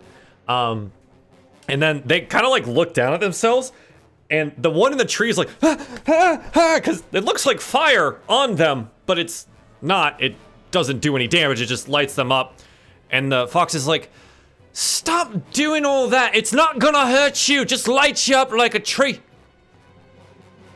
Which apparently now they have Christmas because I said a phrase that means they have Christmas trees. Anyways, so that worked, and now you have cast that spell on them, and they're easier to hit for all of your friends. Sweet. There you go. They look so pretty. Is there anything else that you would like to do? Bonus action or movement? I'm gonna do Bardic Inspirations bonus, right? Yeah.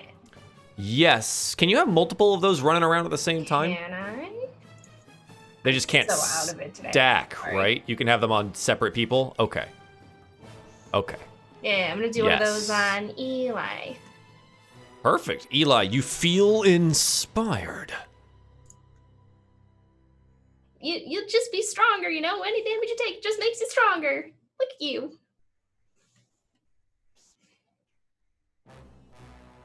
Let's see. Okay. Eli, newly inspired with targets in your sight. What would you like to do? All right, so Eli, again, kind of just under his breath, just, all right, that's how it's gonna be. And he turns away, and as he turns, he sort of gestures with the arm that's holding the torch, and he's going to make an attack with the spiritual weapon as the bonus action. Okay. An Does 11. Fairy Fire give you advantage? Yes. Yes, it does. Any creature or object has advantage if the attacker can see it. Yeah, and you are the one directing the attack. Sure. So that is a 23. So yes, that hits. Definitely hits. All right. Dang it, Fairy Fire ruining my nighttime raids. So 8 force damage there to him. Okay. And the weapon is not going to move. It's going to stay there. And Eli is going to, like I said, that was kind of just as he turned around, he did that. And with the other hand, he takes out the blade of the wood, which I totally remembered that I had this whole time. Hell yeah, you do. Everybody knew this, and myself included. Yes. It was not new information to me. Excellent. And I'm gonna swing at this chucklehead over here, who just swung at me. That's a 20. Yeah, that hits. 3 slashing damage. Oh, a minimum damage roll. You mean maximum for the blade of the wood? Yes. We're all about not dealing damage in the woods. Oh, that sucks. Oh well, that's fine. He's a little bonk on the head. Yeah, you give him a little bonk. Yeah. And there you go. And yeah, Eli will be engaged with him for the time being. And that's my turn. Excellent. Alrighty then. Crawl, the scavenger king, after getting stabbed with this force sword. You need all these tricks to take me on. Fine. And he's gonna run over her directly in front of Dagonet.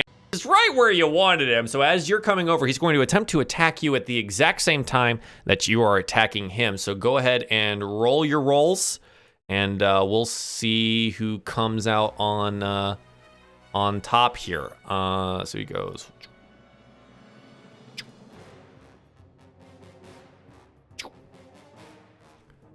Okay. He goes 17, 19, 15.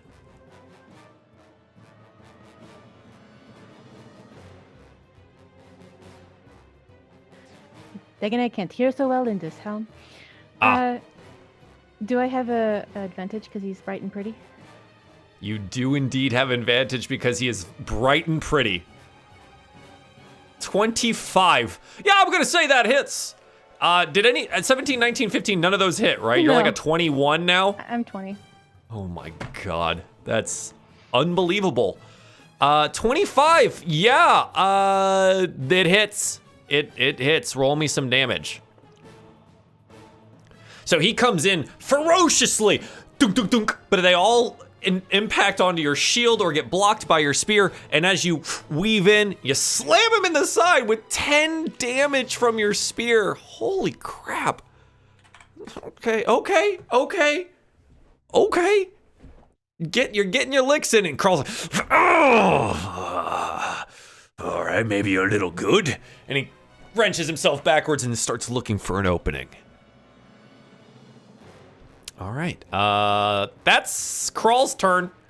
That's Crawl's turn. Great. Gerbean Thief in front of Eli. He's definitely locked in combat with you, Eli, so he's going to make his attacks against you. This time, instead of throwing them, he's just going to try to stab you with them. That's a 6 and an 18. 18 hits. Yeah.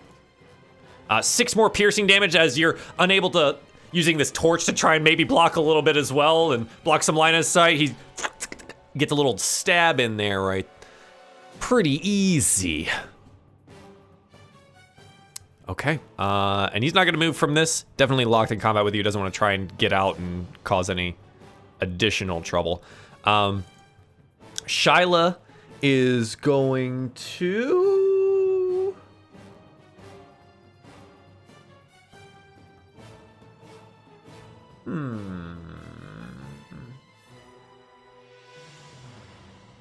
Okay, she is going to start walking forward towards the edge of the. She's going to maintain some distance, and she is going to. I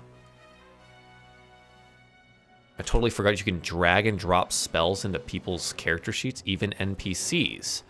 So I need to do that real quick because I forgot one. Oh. If it would work, please. Spell casting. There we go. Please add. Please add. She's trying to cast Guiding Bolt, dang it. Let her do it. When we played Sons of bitches. Cypress, it literally took me like 3 tries, tries, 4 tries to do it. I am having internet issues, so we're just gonna do it. I was gonna say okay. Sometimes it just doesn't take. Yeah. A flash of light streaks towards Dagonet. They're going to make a ranged spell attack against the target On a hit, the target takes some damage and stuff. Their casting is, I believe it's wisdom, so.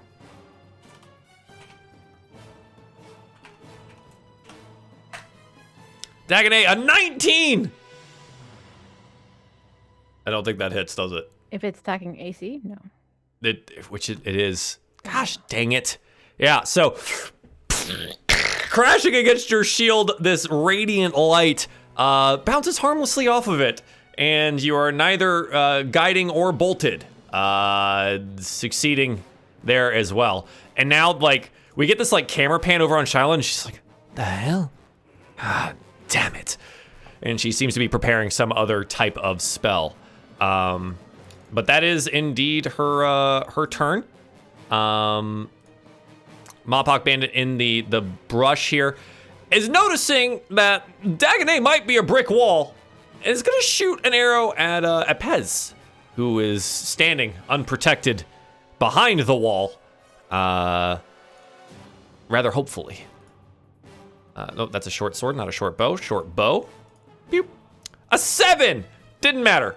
Did not matter at all. Pez just dances nimbly out of the way. The arrow is unable to connect, but lucky for this hedge, he's got this stupid like thing off of him. He's stepped to the edge here and is also going to take a shot at Pez. Lucky, it does seem like you've been unnoticed at this point. That is a natural 1. This hedge is having the worst day, so I'm going to say he trips over the thing that he thinks he got off of him, and he tumbles down the embankment here. Angled up to his bow. Just tumbles down. There he is. Does that act as a net, kind of, on a disadvantage on attacks, maybe, sir? Yeah, sure. Yeah. I love that on that roll, I had a natural 20 and a natural 1, but I had to take the natural 1 because it was the first one rolled, so that's, this poor guy. Lucky, it's your turn. This dude's prone on the ground in front of you, which is actually beneficial for him against your bow, but he's not going anywhere anytime soon. Yeah. If only we could recruit this poor creature to help him. He needs all the help he can get, okay? He's still got Hunter's Mark on him, and Lucky probably still is just like trying to like watching him fall. Like, all right, and then gonna draw an arrow and try to shoot him. Yeah, go for it. Sorry, I have to keep every time you move a token, it shuts my light off. I have to refresh, so I keep having to open my character Oh, I'm sheet. sorry. Is that what's happening? Yeah. I can turn those off, I guess. I don't know what I would do otherwise. I could try it the old way. That's really weird. It shouldn't. I'm just waiting to refresh on my turn now because I can still kind of. Obviously, we're talking through what's happening, but I'm just like refresh. Interesting, because it hasn't done that. I have all of your lights on the screen, and it has not crashed it yet. So fingers crossed on my times for me, but not every single movement. I feel like for me, it was when you added something. Maybe it's just a little heavy on the Roll20 internet side, and it's just being a little dense. Okay, so I'll look at that for the next show. Especially if the lighting thing is like new, maybe it's just a little bit of a hiccup they haven't worked out. It is definitely new. Okay, so 21. 21. Yeah, it's actually a disadvantage though because he's prone. Oh well, I mean. So one more time. Sure, I'll take it. Not a 9. A 21. It's a 9. I think you like shoot at him, and he then like as he's tumbling down the embankment, and it just misses because all of a sudden he's not where he should have been anymore. You didn't note that he get tripped up in his own stupid thing. This poor guy. I feel so bad for him, man. Yeah. Okay, Lucky, is there anything else that you would like to do here, bonus action wise, or anything else? No. I feel like Lucky's probably really frustrated at the fact that he can't hit this target. Probably muttering underneath his little Gerbean whisper back there. Yeah, absolutely. That's it. No other bonus action for now. Okay, Dagonet, you got an enemy in front of you. What do you want to do? Yeah. Are you getting tired there? And he's going to spear him. Okay. Give him the spear. A 10 is not going to be able to get past. He gets it. He gets his dagger in the way this time. D6 I can spend. Oh wait, that's with advantage because with advantage. he's still glowing. Hit him with advantage. Hang on. Where's his thing? Because I know the other one doesn't. It does! It hits! Oh my god! This stupid light! Pez! This dumb light! It's okay. It's totally, that is exactly what this spell is for. It hits. Roll me some damage. 8 piercing damage. You are absolutely slapping this guy. Oh, that's unfortunate for him. He takes another spear directly into the gut. He's like, oh! I'm gonna action surge and do it again. Oh, okay, cool. Yeah, that's fine. Just roll it again. Advantage. It's fine. It's totally cool. That's a 25. Yeah, roll it one more again to see if you crit. But otherwise, yeah, that hits. It does crit. That's a natural 20. You went from a 19 to a 20. Back at it. Wow. Okay, yeah, cool. Yeah, roll me damage. That was awesome. Hell yeah. I have to do math in my head now about where this guy is even at health-wise.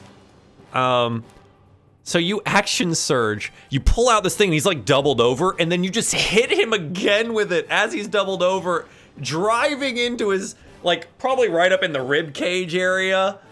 And he's just, and he like tries to pull out the spear from his side. He's like, Shyla, heal me! He's yelling back at the fox behind him. Okie dokie. That was fun.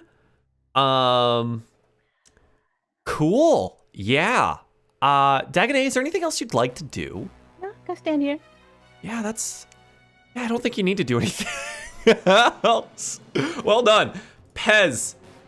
They've shot arrows at you, but nothing's really stuck so far. You got a little hedge that's like on the ground looking up helplessly at you as like its legs are still kind of entangled in this net-like thing. You should probably go home, buddy. Just stop.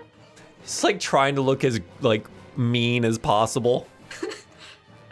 I'm not feeling threatened by that. Sure, yeah. I mean, yeah, I wouldn't either. I'm gonna go away from it. Would that be an attack of opportunity on the hedge's part? He will, but it will be at disadvantage because he's on the ground. Okay, I'll take it. Yeah. Actually, because I think he fell down and he's on the ground, if he was to attempt to make his attack of opportunity on you, he has to draw his sword still. Oh. So I don't think he even has the opportunity to attack you being on the ground without a weapon. Just think about it. Just think about me not being here. You could probably just go. You could probably just. Yeah, just take one step away. I'm like, God, don't need to be here, man. Yeah, you don't need to do this. Yeah. I still have my arrow and my crossbow, and I heard the guy yelling for heals, and that's cheating. What do you mean you guys do that? Not on a one-on-one combat situation. We're very honorable. This hasn't even been one-on-one. I'm gonna shoot her. Okay, go for it. Shoot. You're gonna shoot her. Okay. Yeah, go ahead. Shyla. Or I'm gonna try. Oh, I hit a button and then it's rolled. Do it again. 17. Yeah, that hits. Neat. That's a hit. You guys are rolling really well on attacks tonight. That's roll me some damage. That's 8 piercing damage. It's fine. We'll take the first one there. I think the arrow hits her like kind of just in the shoulder, like joint area. Just, I'm sorry. She's not very happy about the situation. I wouldn't be either. They are getting rolled right now. This is painful for them. Okay. Great. Cool. Pez, is there anything else you'd like to do? I'll just hang out over here, I think. Awesome. Yes. Wonderful. Eli, The Gerbian is still in front of you. He's probably like juggling the daggers a little bit. And he's like, ha, ha, ha, ha, ha. Oh, am I over here? Oh, am I over here? Ah, wah, wah, ah, ah. Eli, hearing the big palooka behind him yelling, is going to use his bonus action to just. I can't move that. Okay, he's going to use his bonus action to fling the spiritual weapon right at this guy's back. How far can spiritual weapon move on bonus action? 20 feet. Perfect. That is exactly what you need. I measured That is exactly what you need. Go for it. That would be this guy. Cast. Oh, I already did. Yeah, 14. A 14. Oh my gosh. He finally gets to do this. Noting that somehow some supernatural thing has alerted him to this force weapon coming at him. But it makes like a whoom sound because it's a force thing and not metal on metal. Anyways, his parrying dagger allows him to parry the weapon that would have just hit him otherwise. Got it. Yes. Eli, noting this, is upsetty spaghetti, and just kind of growls under his breath a little bit, drops the torch and says, "We don't have time for this!" And he just, losing his temper a little bit, grabs the Gerbian in front of him by right on the chest and casts Inflict Wounds. Oh no! Our good boy! What has happened to him? It's not a happy camper right now. Oh, okay. It's a 7. The Gerbian is nimble enough to get out of the way. He's like, gonna have to be quicker than that. Eli mad. Little claws are too slow. And that'll be his turn. Oh, It is sorry, real quick. The spiritual weapon should be behind. Oh yeah, you're right. I need to move that. I will forget. So You're right. You right. thanks, Dad. Okay. Yeah. It is Crawl's turn. Controlled by bonus stage Rob. You should now be able to control the spiritual weapon. He is mad. Shyla! Make 3 more attacks against Dagonet, having not gotten through the ample amount of armor that is there. God, you guys you're just rich. You know, what am I gonna do here? Natural 20. Oh God, he does something. Oh, good. Man, he was calling himself a king this whole time, and he couldn't even hit someone, but finally the parrying dagger finds a way through Dagonet's ample amounts of armor, and that is... Oh, wow. +6. Okay, 14 piercing damage from the parrying dagger as it finds a seam in your shiny new armor.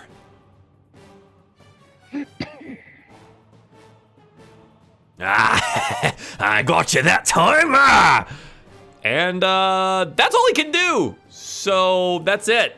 He's just gonna sit there and keep taking the beating. The Gerbian thief in front of Eli here is feeling pretty cocky, I think, right? He's wow. Eli's missed a couple of those things. He's gonna try and stab him again. Stab, stabby. That's a natural 20 on one of them. Okay, he does quickly get inside of your defensive radius there and hits you for 4 piercing damage. Yes, that was the minimum roll on the die for both. So there we go. Rock on, man. Awesome. He doesn't know that it didn't hurt you that much. Probably got caught on one of your quills or something, but he thinks he got you in real deep like. Yeah.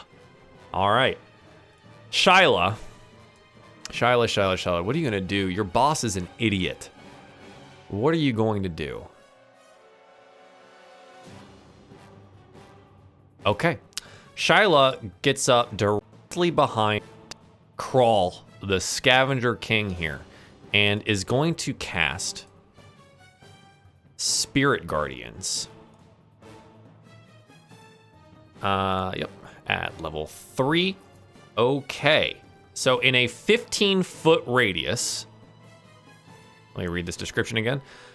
So these spirits are called forth in front of her, and they're like just in the form of like these bounding large like multi-tailed foxes, right? And they start like swirling around her in this 15-foot radius. She can select who's unaffected by it, so she selects her allies, of course.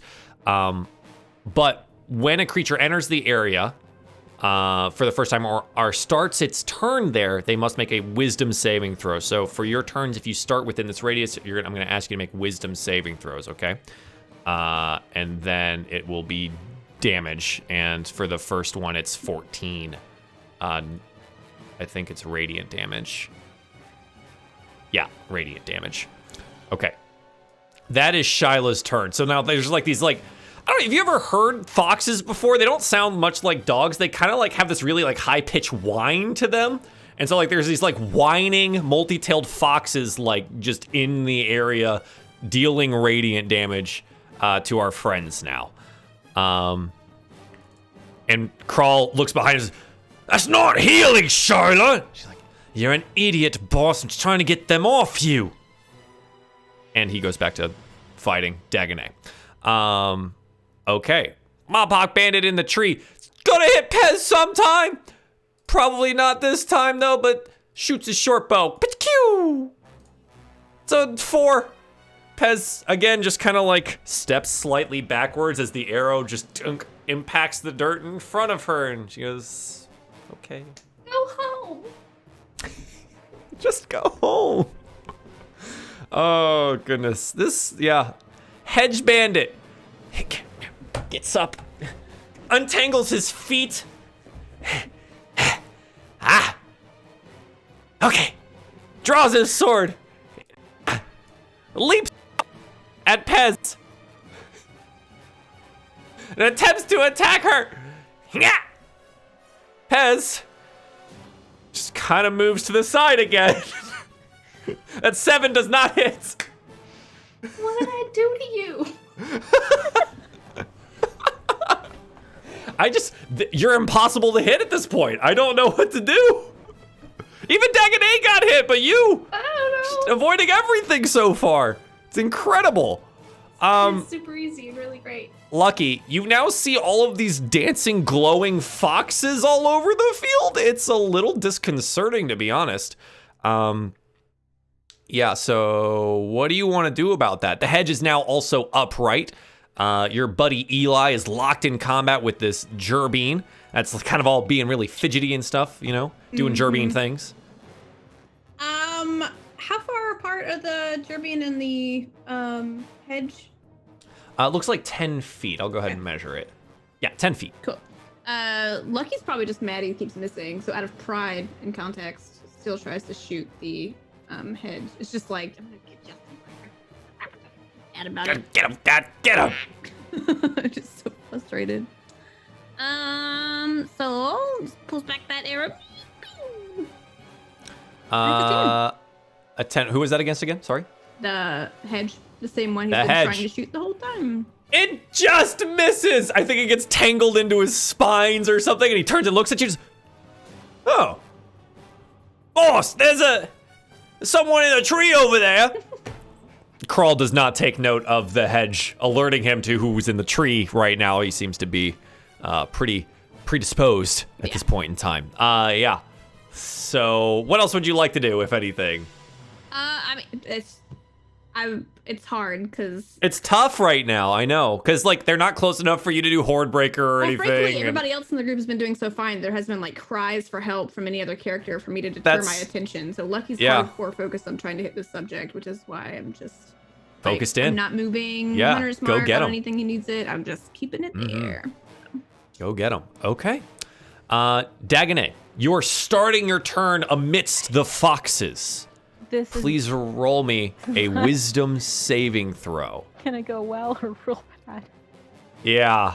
That is a natural 1, resulting in a 0 on the wisdom saving throw. That is 14 radiant damage. I drop. The foxes mob Dagonet, and Dagonet goes down. Yeah, magic's a thing. You are now on the ground at exactly 0 HP.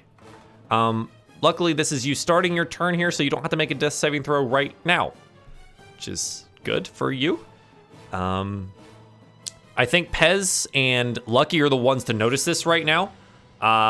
Eli might hear the armor falling, but otherwise is pretty occupied with what's in front of him. But you do hear Crawl go, "Ah! Wait, it wasn't my blade, Shyla!" And he's upset that Shyla may have KS'd him there. Okay, Pez. Dagonet's on the ground. What do you want to do? Wait. Oh, wait, that's a wisdom save and you had a 0. Never mind. I was gonna say you have bardic inspiration, but not that even won't at a natural 1 won't help. Sorry. Nope. I got excited for no reason. Pez, what would you like to do?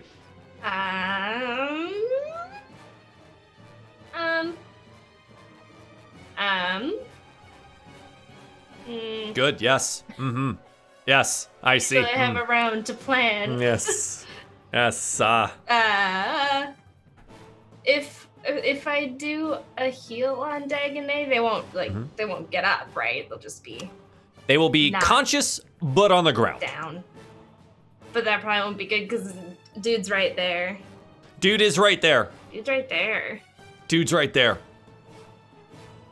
Oh, it's also the start of your turn. I need a wisdom saving throw. You're within the range of all the foxes. Yeah. Great. Super cool. That's a 6. That is 14 radiant damage, Pez. Neat. From the foxes as they mob you. Neat. Super neat. I don't like those. I don't like those foxes. Yeah.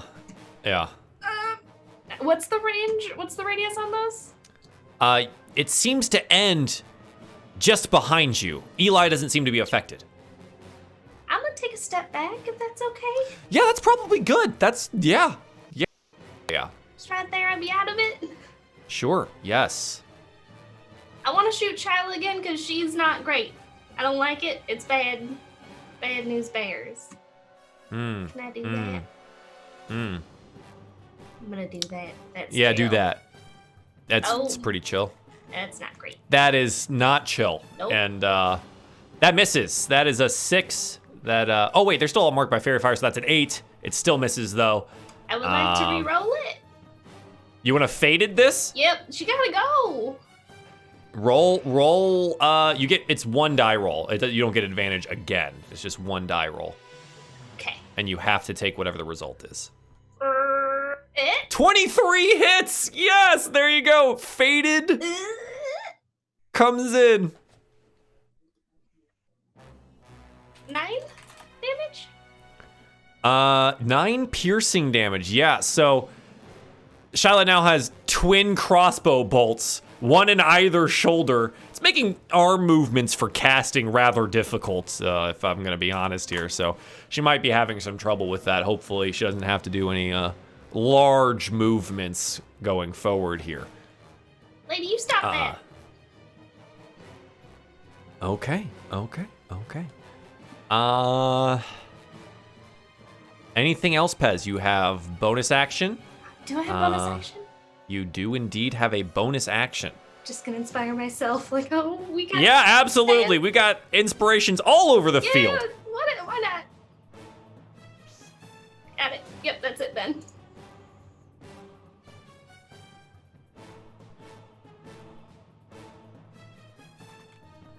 Okay. Eli. Things seem to be going down behind you. Yeah, Eli is. This is just for me, less for rolling the dice. There it is. Okay, so Eli, if you'll allow me to do so, this is more so like flavor. He just sort of absent-mindedly flicks his hand one more time, and I rolled to see which person he was attacking because he's not really paying attention to it. So he's swinging at that general area, and so mechanically speaking, he's attacking Shyla because she was number 2 in my head. Ah, okay, with your spiritual weapon, absolutely. Yeah. So he just sort of absent-mindedly. Right, you're like looking over your shoulder, right, and you like flick your hand, and then the spiritual weapon has to do a thing. Pretty much, yeah. Yeah. Okay. 24 absolutely hits. Fear. Yes. And that is that'll be a thing. 9 force damage on her. That is 9 force damage. She is looking and Eli is just going to angrily swang the blade of the wood and hope to fucking God if it ever rolls. I would like to use my bardic inspiration die. Yeah, absolutely. Go for it. The D6. Right? Yes, it is. Okay. That is a 13. A 13. I think is it? Yes! It's enough to hit! Oh, Yes! Thank goodness. Yeah, roll me some damage. 10 slashing, that's a max roll. Oh! The Jeremy doesn't look so confident anymore as you like take a couple fingers off with it and slice it directly across the chest, and it's looking really rough as it starts to bleed out. Eli looks at him and says, "Run." And that'll be my turn. Okay. You do note that at some point in time, in some of these actions, Shyla's spell has dissipated. Her concentration has been broken. All right. Crawl notes that Shyla is very hurt, and he goes, "Shyla, heal me!" Ah! And he's going to leap over the fallen form of directly in front of Pez. He's, "You're next, pretty bird." And he's going to roll a bunch of attacks at you. Rapier, and Dagger. That is a 7 and a natural 1 on the rapier, but an 18 on the parrying dagger. Yeah, that one hits. Turns out the rapier was just a distraction the entire time. And the parrying dagger makes its way inside your defenses, dealing 4 piercing damage, cutting away a couple of your really nice feathers. Well, what in the heck?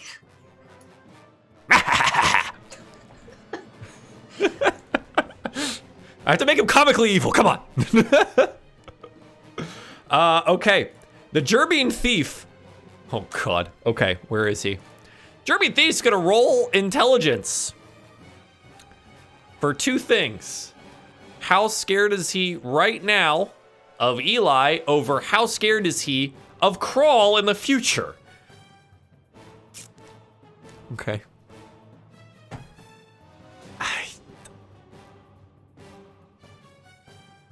The smart immediate decision is for him to run. Okay. He's gonna try and run away from you, Eli. Are you gonna attack him while he runs away? No. Nope.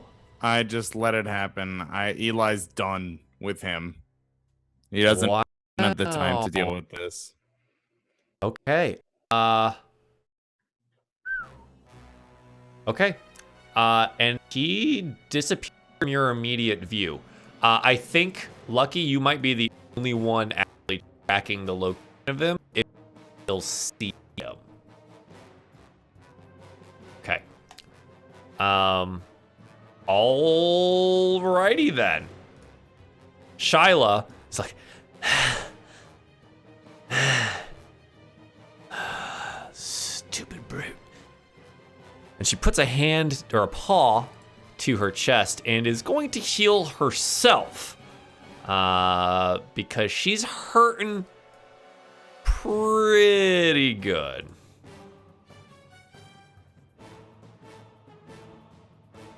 Oh yeah, she's gonna roll it at a higher level. Abso-heckin-lutely. Yes. Okay. Okay. You watch as she like straightens up and like it seems that some of the crossbow bolts are like being pushed out of her body, and they clatter onto the bridge before falling through the slats and making psh, psh sounds into the water. She seems much healthier now. Let's see. Does she have a bonus action that she can do? Don't believe so. Yeah, she does not. So she is actually she's going to step across the full bridge here and kind of be off to the side, I think. Okay. Mopok Bandit, seeing that the route to shooting Pez seems to be rather blocked right now, is going to take a shot at Eli, whose back is still facing him, with his short bow here. Pew! If it rolls. Pew! That's a 7. And again, falls into the dirt directly at your feet. As you turn around, you like almost trip on it, but you kick it out of the dirt, and on the way you're like, oh, I guess someone was shooting an arrow at me. That's, okay. Hedge Bandit, sitting here, is going to, we got you now, pretty bird. Isn't that right, boss? Yeah. Ha. Short sword. Is going to attempt to attack you with his short sword. A 14, Pez. Yeah, that hits. Yeah. Okay. That is 7 piercing damage. Oh, my skin. Yeah. It's less feathers, more skin now, as we're getting down there on the HP.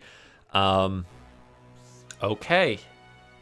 That is both the bandits. Lucky. It is your turn. Dagonet's down. Pez is surrounded. It looks like the Vulpin is better now, moving a little bit more easily. Things are getting pretty tight over there.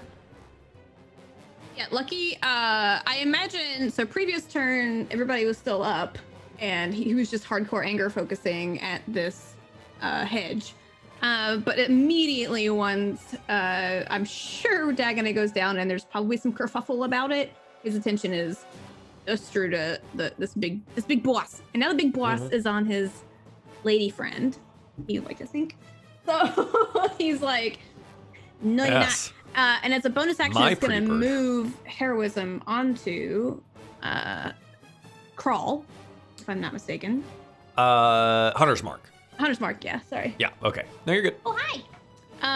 And he's going to shoot. Now, does he still have Fairy Fire on him, technically? The Fairy Fire, I believe, is an instantaneous cast and is not concentration. Please verify for me, Pez, because otherwise I'm going to have you roll a bunch of concentration checks. Sorry, 1 second. I'm trying to find it. Where is Fairy Fire? There it is. Evocation? Concentration, up to 1 minute. It is concentration. Please roll me some Constitution saving throws. I'm going to need like 3. And one of them is, they're all like DC 10. So that's a 4. So you failed. So no, they're no longer lit. And they haven't been lit for a little while now, but that's fine. It takes a while for the fire to fade, right? Yeah. This is apparently going to be flags. Just bear with all of the light. And it seems that we may not get them for a while, but that's okay. All of the fairy fires are gone. Okay. Yeah. Well, Lucky's just gonna, at usual, at a base attack, try to hit the crawl. Absolutely. Who is now swinging hit the at crawl. her. Hopefully. I rolled it, but it's gonna take it a hot second, apparently. Yep. That is same here. Everything is slow today. It's okay. It gives us more time to admire the beautiful battlefield, and that's a natural 20. Yeah. There we go.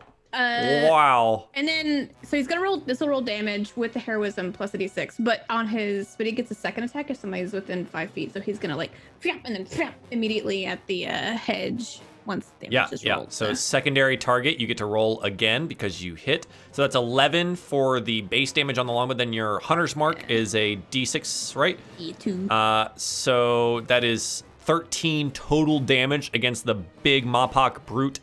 Good hit. And he lines up for the hedge like, I'm gonna get you this time. Yes. A 22. Yeah, you finally got this guy. Absolutely. And then damage on that one. Oh, well. 8 more damage. Whoa. Oh, this poor hedgy boy is not looking good. I think you like take him directly into the side and he and you may have probably hit a lung. Okay, so now that he knows his cover's blown essentially because somebody called him out, he like drops down out of the tree and is like, I'm running over. He does 1, 10, 15, close enough to just like be within shout range of a friend. So. Roll me your hunter's mark one more time. Oh, okay. You had natural 20 on it. A 1. A 1. It's fine. It's another damage. Perfect. That 1 may save you later. Okay. Okay, Lucky, is there anything else you'd like to do here? How does Pez look? I don't need you to tell me your HP number, but how would you say she looks? She is not doing so great. Okay. At all. He's essentially just gonna yell at Pez like about her potion. Like, don't forget your potion. It's like it's in your pocket. Like you packed it right. Like yelling at her. Oh, that's right. You guys have those. Oh, that's right. The same You for guys emergency. have those. That's right. Okay. You bleed a lot. Speaking of bleeding a lot, Dagonet, can I get a death saving throw? That's a 6. That is 1 failure on the death saving throw board. Yeah. Hoo boy. Okay. Dagonet, you have a potion? That's a bad joke. Okay. Pez, your friend is on the ground. You're looking hurt. It looks like Lucky has finally joined the battle. Who knows where they've been? And they're yelling at you about a potion. I mean, okay, so I don't know what does what. Sure. I got potion of healing and healing potion. They're both potions of healing. Oh, okay. Yeah. Do I know how much those do? Numbers. Yeah, you do. Because I'm gonna tell you right now. A potion of healing is 2d4 plus 2. 2d4. It takes a full action to drink the potion, but it is 2d4 plus 2.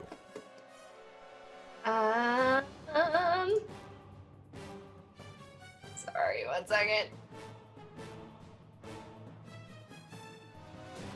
I'm just gonna. I mean, it's for emergency. I'm just gonna healing word myself. It feels really selfish. It's tough times out here, you know. Yeah. Oh, would you folks consider maybe not stabbing strangers as a job? Maybe do something else. Never. And I'm gonna take that pretty coat right off you. It would not match your complexion. I'm gonna do healing. He looks really confused. Complete.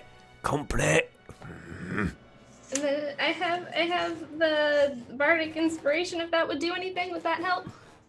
The bardic inspiration will help you with a saving throw or an attack roll or something of that nature. Not with this. But that is 9 that you have healed. Make note that you did do a higher level cast on it. Yep. And yeah, there you go. So 9 healing points to yourself. Okay. And he looks at you as you like some of your wounds start to close up. And Carl's like, Shayla, heal me! They're healing themselves. I want to be healed. Huh. Yeah. Okay. I mean, so if I tried to back on out, would it be an attack of opportunity from both of those folks, or how does that work? It would be both. If they decide to use their reaction, it would be both. I think I'm because we'll just hang out here, I guess. Okay. Okay. No, I'm gonna run. What did you? Never mind. What did you do with? Wait. What did you do with your action? I did the healing word, or that's bonus? That's a bonus action. Yeah. I panicked and I shot him. Yeah, so if you want to use your action to disengage, Oh, can I do you that? can avoid the hits. Yes. Absolutely. Your action is now disengage. I'm just gonna. Oh, I'm delicate. Scoot back. Just a little bit over there. Okay. Yeah, and you disengage successfully, avoiding all hits. They just hit air. Scooted out of the way. Okay, Eli. There's 3 enemies in front of you, and Pez has retreated, and there's probably still that one that shot an arrow at you from somewhere. You're not really sure where that came from anymore. Sure. And Crawl's like, we got him on the rope now, lads. Let's get him. Eli is gonna turn on his heel, and just as he's like yelling about getting healed and everything, he's just gonna reach out with his free hand and just say, "You will not shut up, will you?" And just he's gonna go ahead and I'd actually like to cast that at a higher level. I thought it would come up. It might just come up on the that damage. hits. Yeah.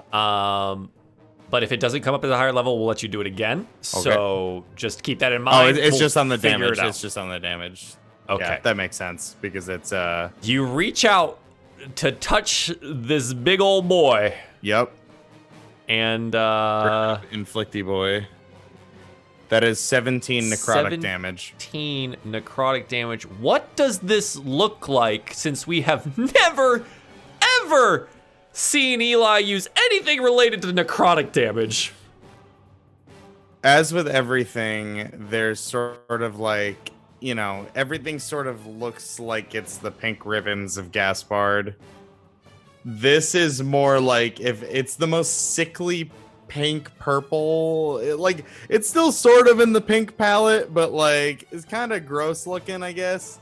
It's like it feels like the magic is twisted in a way. Yeah, like it's like really tinted or tainted or and like 3 little tiny little pink rapiers just stabbing right at the center of where his hand is, where Eli placed his heart, like right between the fingers or something. His hand on his heart, this guy, where his heart would be, and these things just and you note that like this blackness starts growing out from the location, necrotizing his flesh underneath. Oh, that's dark, dude. What happened to our boy? Crawl, as you're like holding him, and he's like, Shia! Shia! He's looking really rough. Without even breaking eye contact, spiritual weapon in the back. It hits! Absolutely hits! Oh no! I hit some submit. damage. There it is, 7.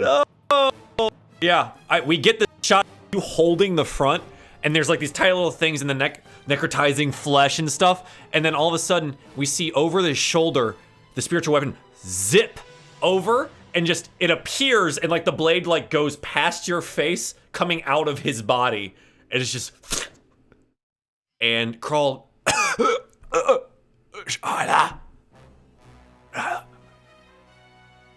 and he slumps over, the rest of his body necrotizing into this black mush.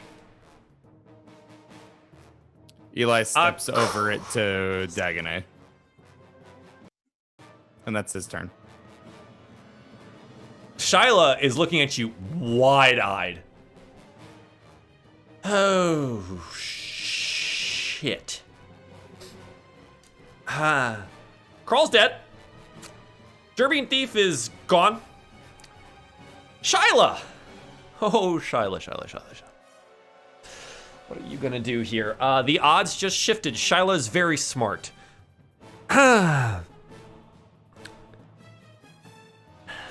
I'll, be seeing you, never. And Shyla's going to attempt to make a run for it. She's just gonna leave. Like, attack of opportunity here But Shyla is going to go a full 60 feet the other way. So take your attack of opportunity if you would like to. Eli would like to. 23 definitely hits with the blade of the wood. I clicked it. We'll There wait. it is, It's 6. okay. 6 more slashing damage. Yeah, so like you cut her in the back as she's fleeing, dealing a pretty good amount of damage, and you watch as like some blood like flies off the blade as Sheila just books it all the way. I'm pretty sure she can still do even more movement. Oh, that's 65. So right there. Okay, so one block before being absolutely gone. But I think she's well outside of anyone's vision range at this point. Yeah, Shyla's dipping out. That's it. The Mopok Bandit, you don't see him. So you're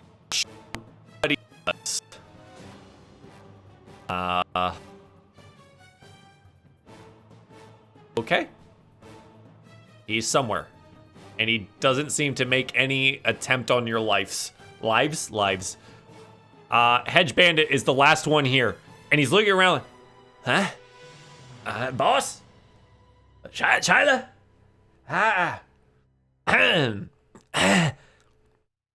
Oh.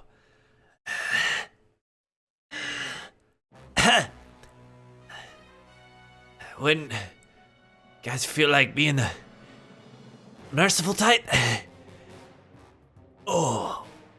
And he's gonna keel over from blood loss because there's no way he gets out of this alive in any way, shape, or form.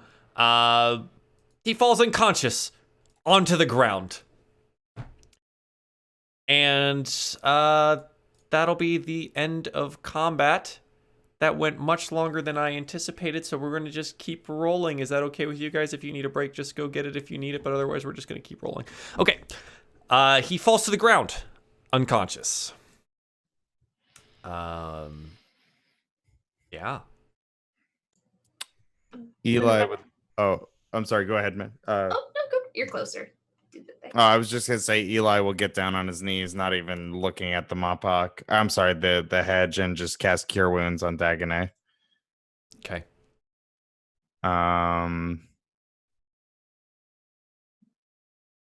Yeah. 5 healing. It's conscious. Dagonet, you are alive. Coughing and sputtering on the ground, but alive. You all right, old friend? I think I will just lie here for a moment. Yeah, I was gonna suggest that we maybe we should make camp tonight.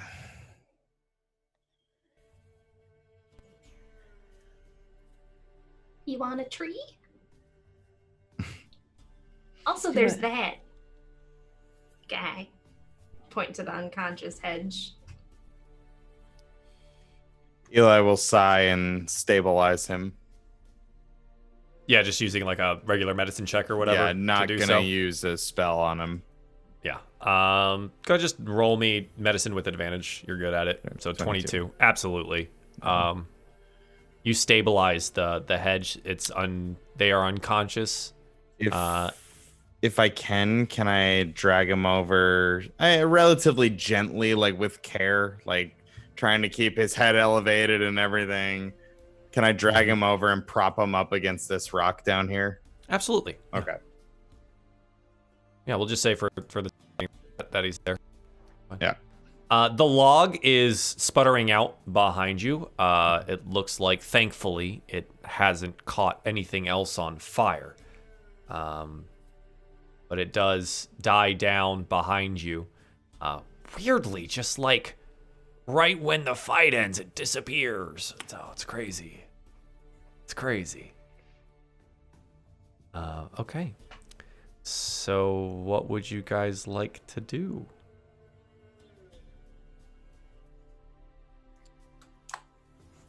Should we get across the bridge first? I don't know. I don't want to wake up in the morning and then like there's Brawl, Crawl's twin brother, just being on the bridge.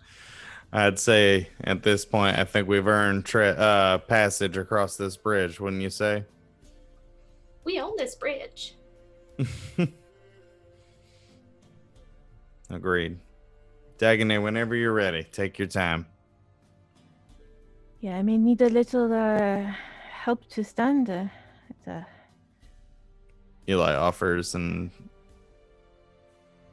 helps Dagonet up gently. As Eli and Dagonet are doing that, Lucky, like, essentially, like, angry fuss pouts and walks.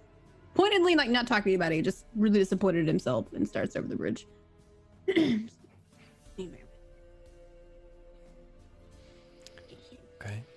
Yeah, so you get to the other side of the bridge without incident. It's definitely not a problem. Do you want to just go ahead and utilize the nest charm? Watching Lucky go past, I remember what Lucky would do, and I might rummage through some pockets real fast just to see if they have anything. Yeah, sure. Let me take a look. Dagonet teaches Eli teaches Lucky teaches Lucky Pez. teaches It's just such a nice little cycle. Dagonet's gonna learn to play rock music soon. It's gonna be great. Oh, Right? this is awesome. I thought about looting him, but like I was just like, I'm frustrated, so Lucky's definitely frustrated. And it's just like not even my kill. I'm not even gonna try to go in his pocket. You guys can do whatever you want to do. And just like shuffle. The so each of the bandits, and there's really only the one here. It looks like the other ones seem to have gotten away, or so the only two that are in front of you are Crawl and then this unconscious Hedge. The Hedge just has, standard equipment. They have a short sword, a short bow, some leather armor, but they do have 35 gold pieces in their pouch. The other ones had some other stuff, but they all left. But that's okay. So do you take the 35 gold from the Hedge? I'll leave him 5. Okay, so you take 30. Crawl has studded leather armor, a rapier, and this parrying dagger. It seems that the pommel of it is actually shaped like some kind of large cat creature. I would like to take that. He also seems to have a pouch, some kind of like chime, like a little bell. Like in the Couple of rubies and even a small sapphire. I want all those there, shiny. Absolutely. Let's take them. I'll show everybody else. Mm-hmm. Okay. Then I'm just gonna kick them, and then walk away. And you basically kick what looks like a rotted corpse.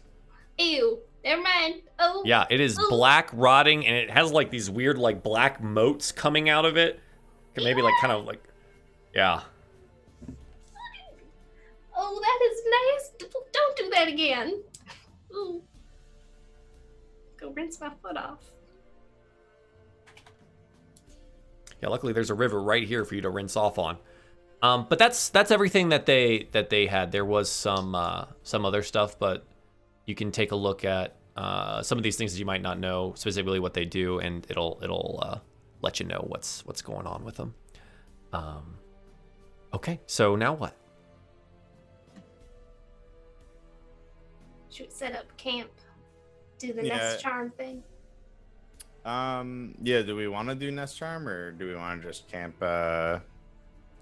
So remember, it is now like after midnight. You're probably pushing into the 1 a.m. zone, maybe even a little bit later. You guys were pushing through the night already. So your full 8 hours of rest will definitely eat into your next day. But you're more than welcome to use it. I'm just letting you know what time it is and what's ahead of you here. You have at least another full day and a half worth of travel. I mean, maybe at least a short rest would be nice. I'm not really feeling like too tired right now, but it's up to you guys if you feel like you need to. No, you want to do short rest, eat the exhaustion. Yeah. Yeah, at least we need a second to get our bearings. It's not exactly the thing you expect at the wee hours of the night.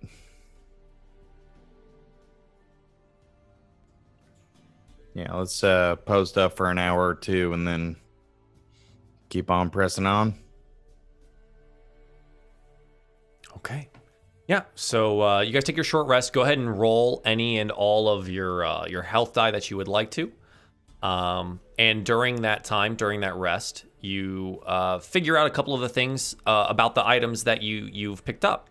So Pez, you have picked up a Parrying Dagger. It acts as a short sword, but it also allows anyone proficient with short swords to use their reaction to parry one melee attack that targets them, giving them a +2 AC. You have to be using the weapon to actually do that, but that's what it does. So I think did I make a handout for this? I did not. So a Parrying Dagger. And then the little chime, it's like a little bell. It's a hollow metal tube. It's about a foot long, weighs about a pound. If you strike it as an action and point it at an object within 120 feet of you that can be opened, such as a door, a lid, or a lock, the chime issues a clear tone and one lock or latch on the object opens, unless the sound can't reach that object. If no locks or latches remain, the object itself opens. The chime can be used 10 times, but this chime seems to only have 5 uses remaining. So this is going directly into your journal there. You now have a chime of opening. Lucky, would you possibly maybe want this fancy little doohickey? What?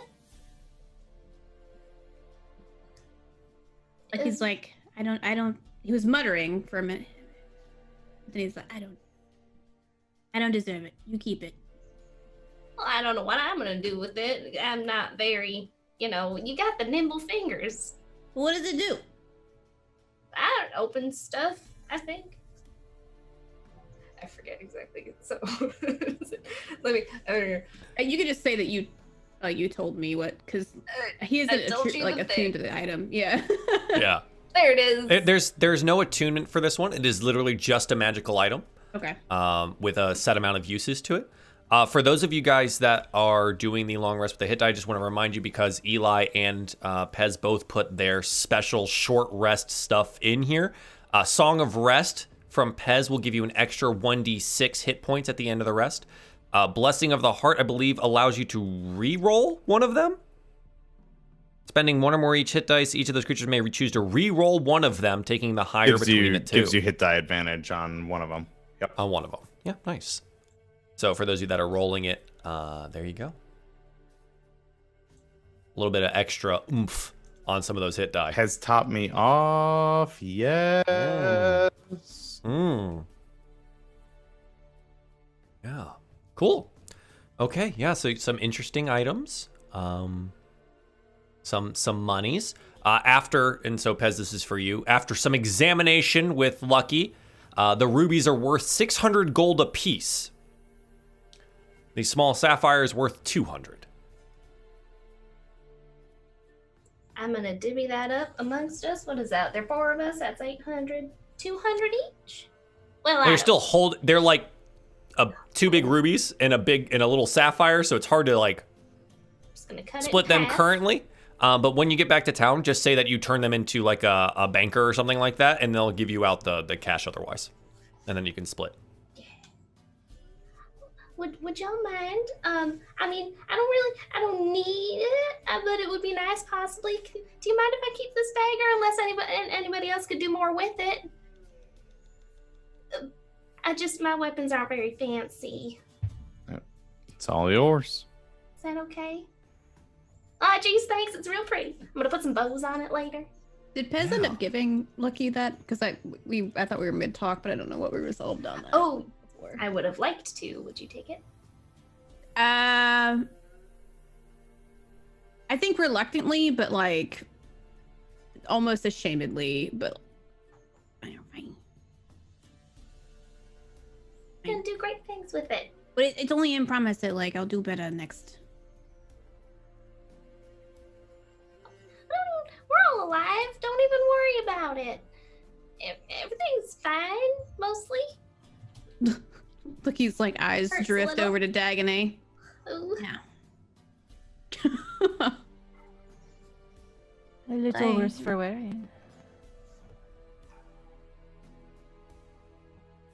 Thanks. Okay.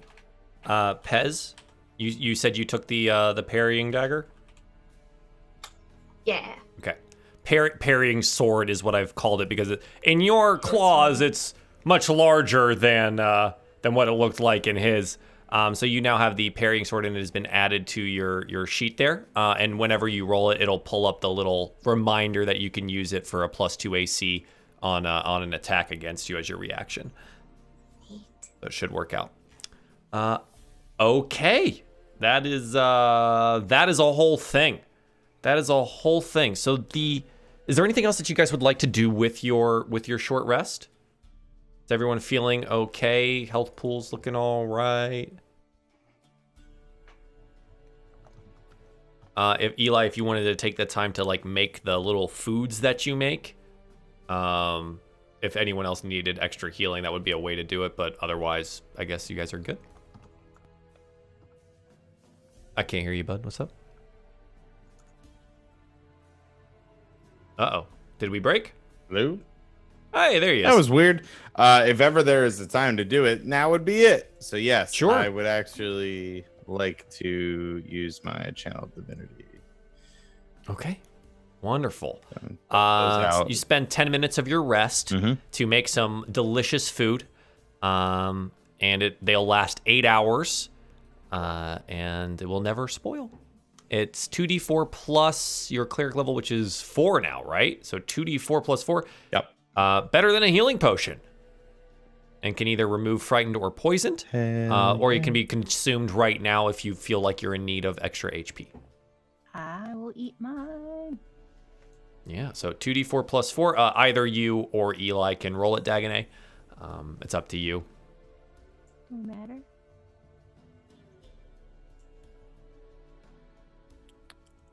Ooh, a 10. Pez got a 10 on that. I think that tops you out pretty good. Is it Mochi Yeah. again, by the way, Rob? It was Mochi last time. It can be. If people want mochi, It can be. I like to think that, like, Eli asks them what they want, right? It's like, now Yeah. I make mochi. I can make some beans. I can make... That's good. Oh, an 11 for Dagonet. Nice. Okay. All right. You guys are feeling pretty good then. Despite just being exhausted, you're going to be on. It's going to be great. It's going to be great. It's going to be great. Okay. So you guys continue pushing through the night. And eventually, the night comes to day. As for torches, it's 1 per hour of darkness that you were using. If you were only using 1, or were you using 2? I can't remember if it was 1 or 2. Lucky didn't have 1. Dagonet didn't have 1. Pez didn't have 1. So only Eli was using a torch. So Eli, you're likely out of torches at this point. Your pack comes with 10, so you guys are easy enough to like share them around. But just letting you know that that's all gone. Okay. Cool. And now please make a note that you're. Oh, sorry, Pez. Yes. I have a bullseye lantern filled and lit. I don't know what that is, but it's on the sleeves. It's okay. bullseye Yeah, it's just it's a little lantern. I'm not sure how long those last. I've actually had never had anyone use them. Bullseye lantern casts a bright light in a 60-foot cone and a dim light for an additional 60 feet. Once lit, it burns for 6 hours on 1 pint of oil. It's a big old flashlight. Did you want to use that? Yep. Okay, yeah. So for 6 hours of this time, you can utilize the bullseye lantern, and it is bright. It is 60 feet of light ahead of you. If anyone's down there, they know you're coming. For us, it's like looking at a train light on tracks. So, Eli, you only use like 3 torches. You're fine. And now we have a bullseye lantern that is empty, but you did make it through the rest of the evening. If we had known this earlier, Pez, we could have lit up that battlefield. But that's okay. Now we know. If there's ever another nighttime attack, I'm sure it'll never, ever, ever, never, ever happen. You now have a bullseye lantern that we know about that just needs refilling with a pint of oil. Okay, cool. So everyone needs to mark themselves for 1 point of exhaustion for pushing through the night in their haste. But that's okay. You know, it's fine.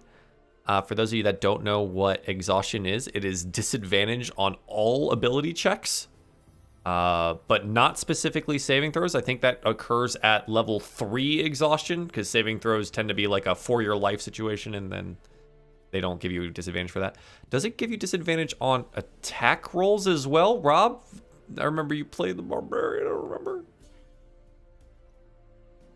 I can't hear you, bud. I don't know if you're on offhand or otherwise. It's okay. I can look it up. I don't know what is That'll work happening with Okay. other mic, but I'm gonna do this. I feel like attack rolls was that number 2? 3. Yes. Yes. 3? So disability. Jesus. Disadvantage on ability checks is level 1. Disadvantage on attack and saving throws is level 3. Gotcha. Okay. So just mark yourselves that you have 1 point of exhaustion. It will take a full night's rest to remove the point. If you decide to push through another night, it will be another point of exhaustion. Then you'll be on the 2nd level there, and I believe once you hit level 6, you die. So that's how that works. You can't go 6 days without sleep, turns out. Okay. Honestly, I think that makes for the best portion of time for us to call this a show.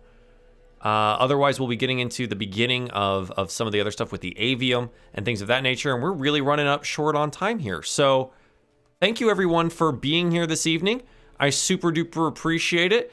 This has been DieFall Alderheart episode 16.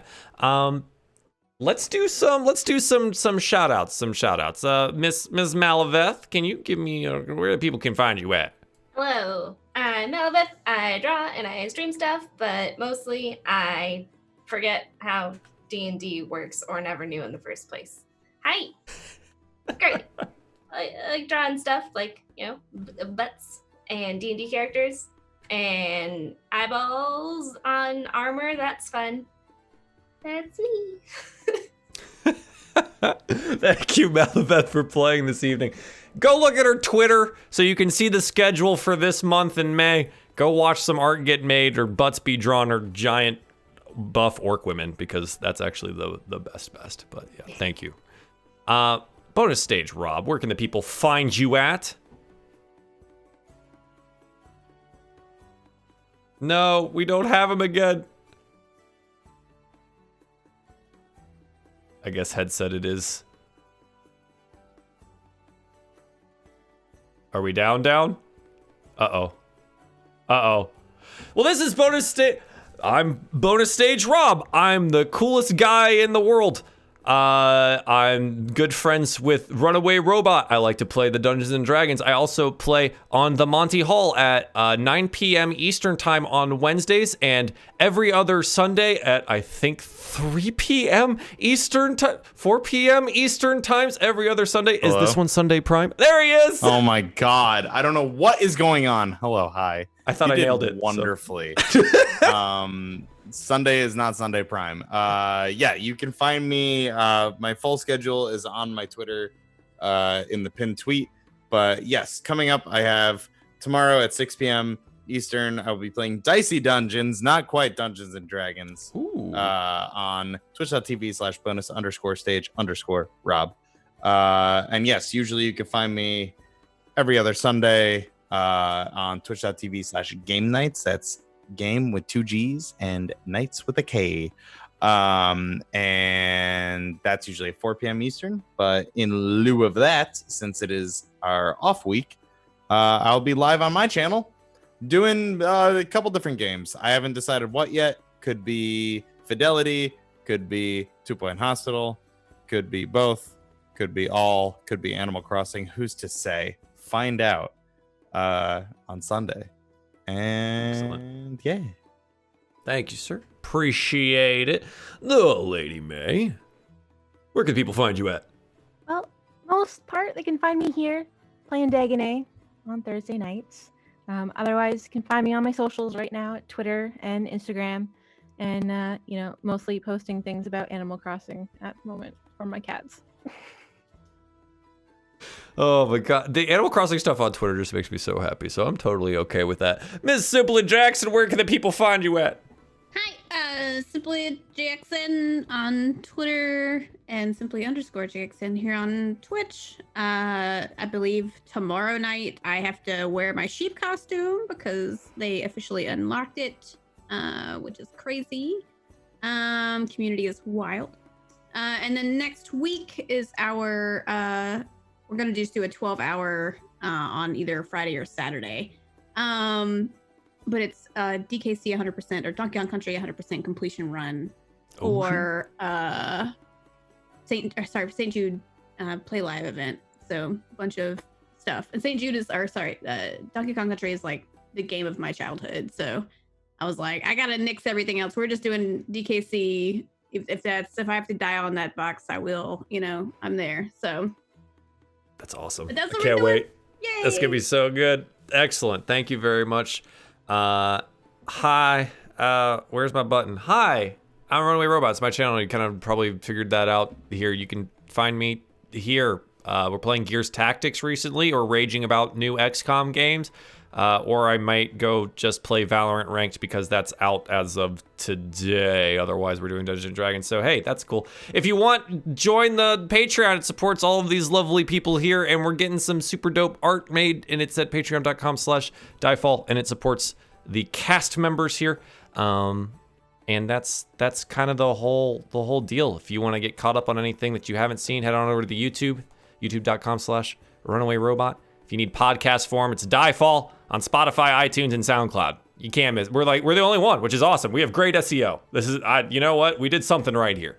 Did something right. Anyways, have a great evening. We're gonna go record a post show. Goodbye.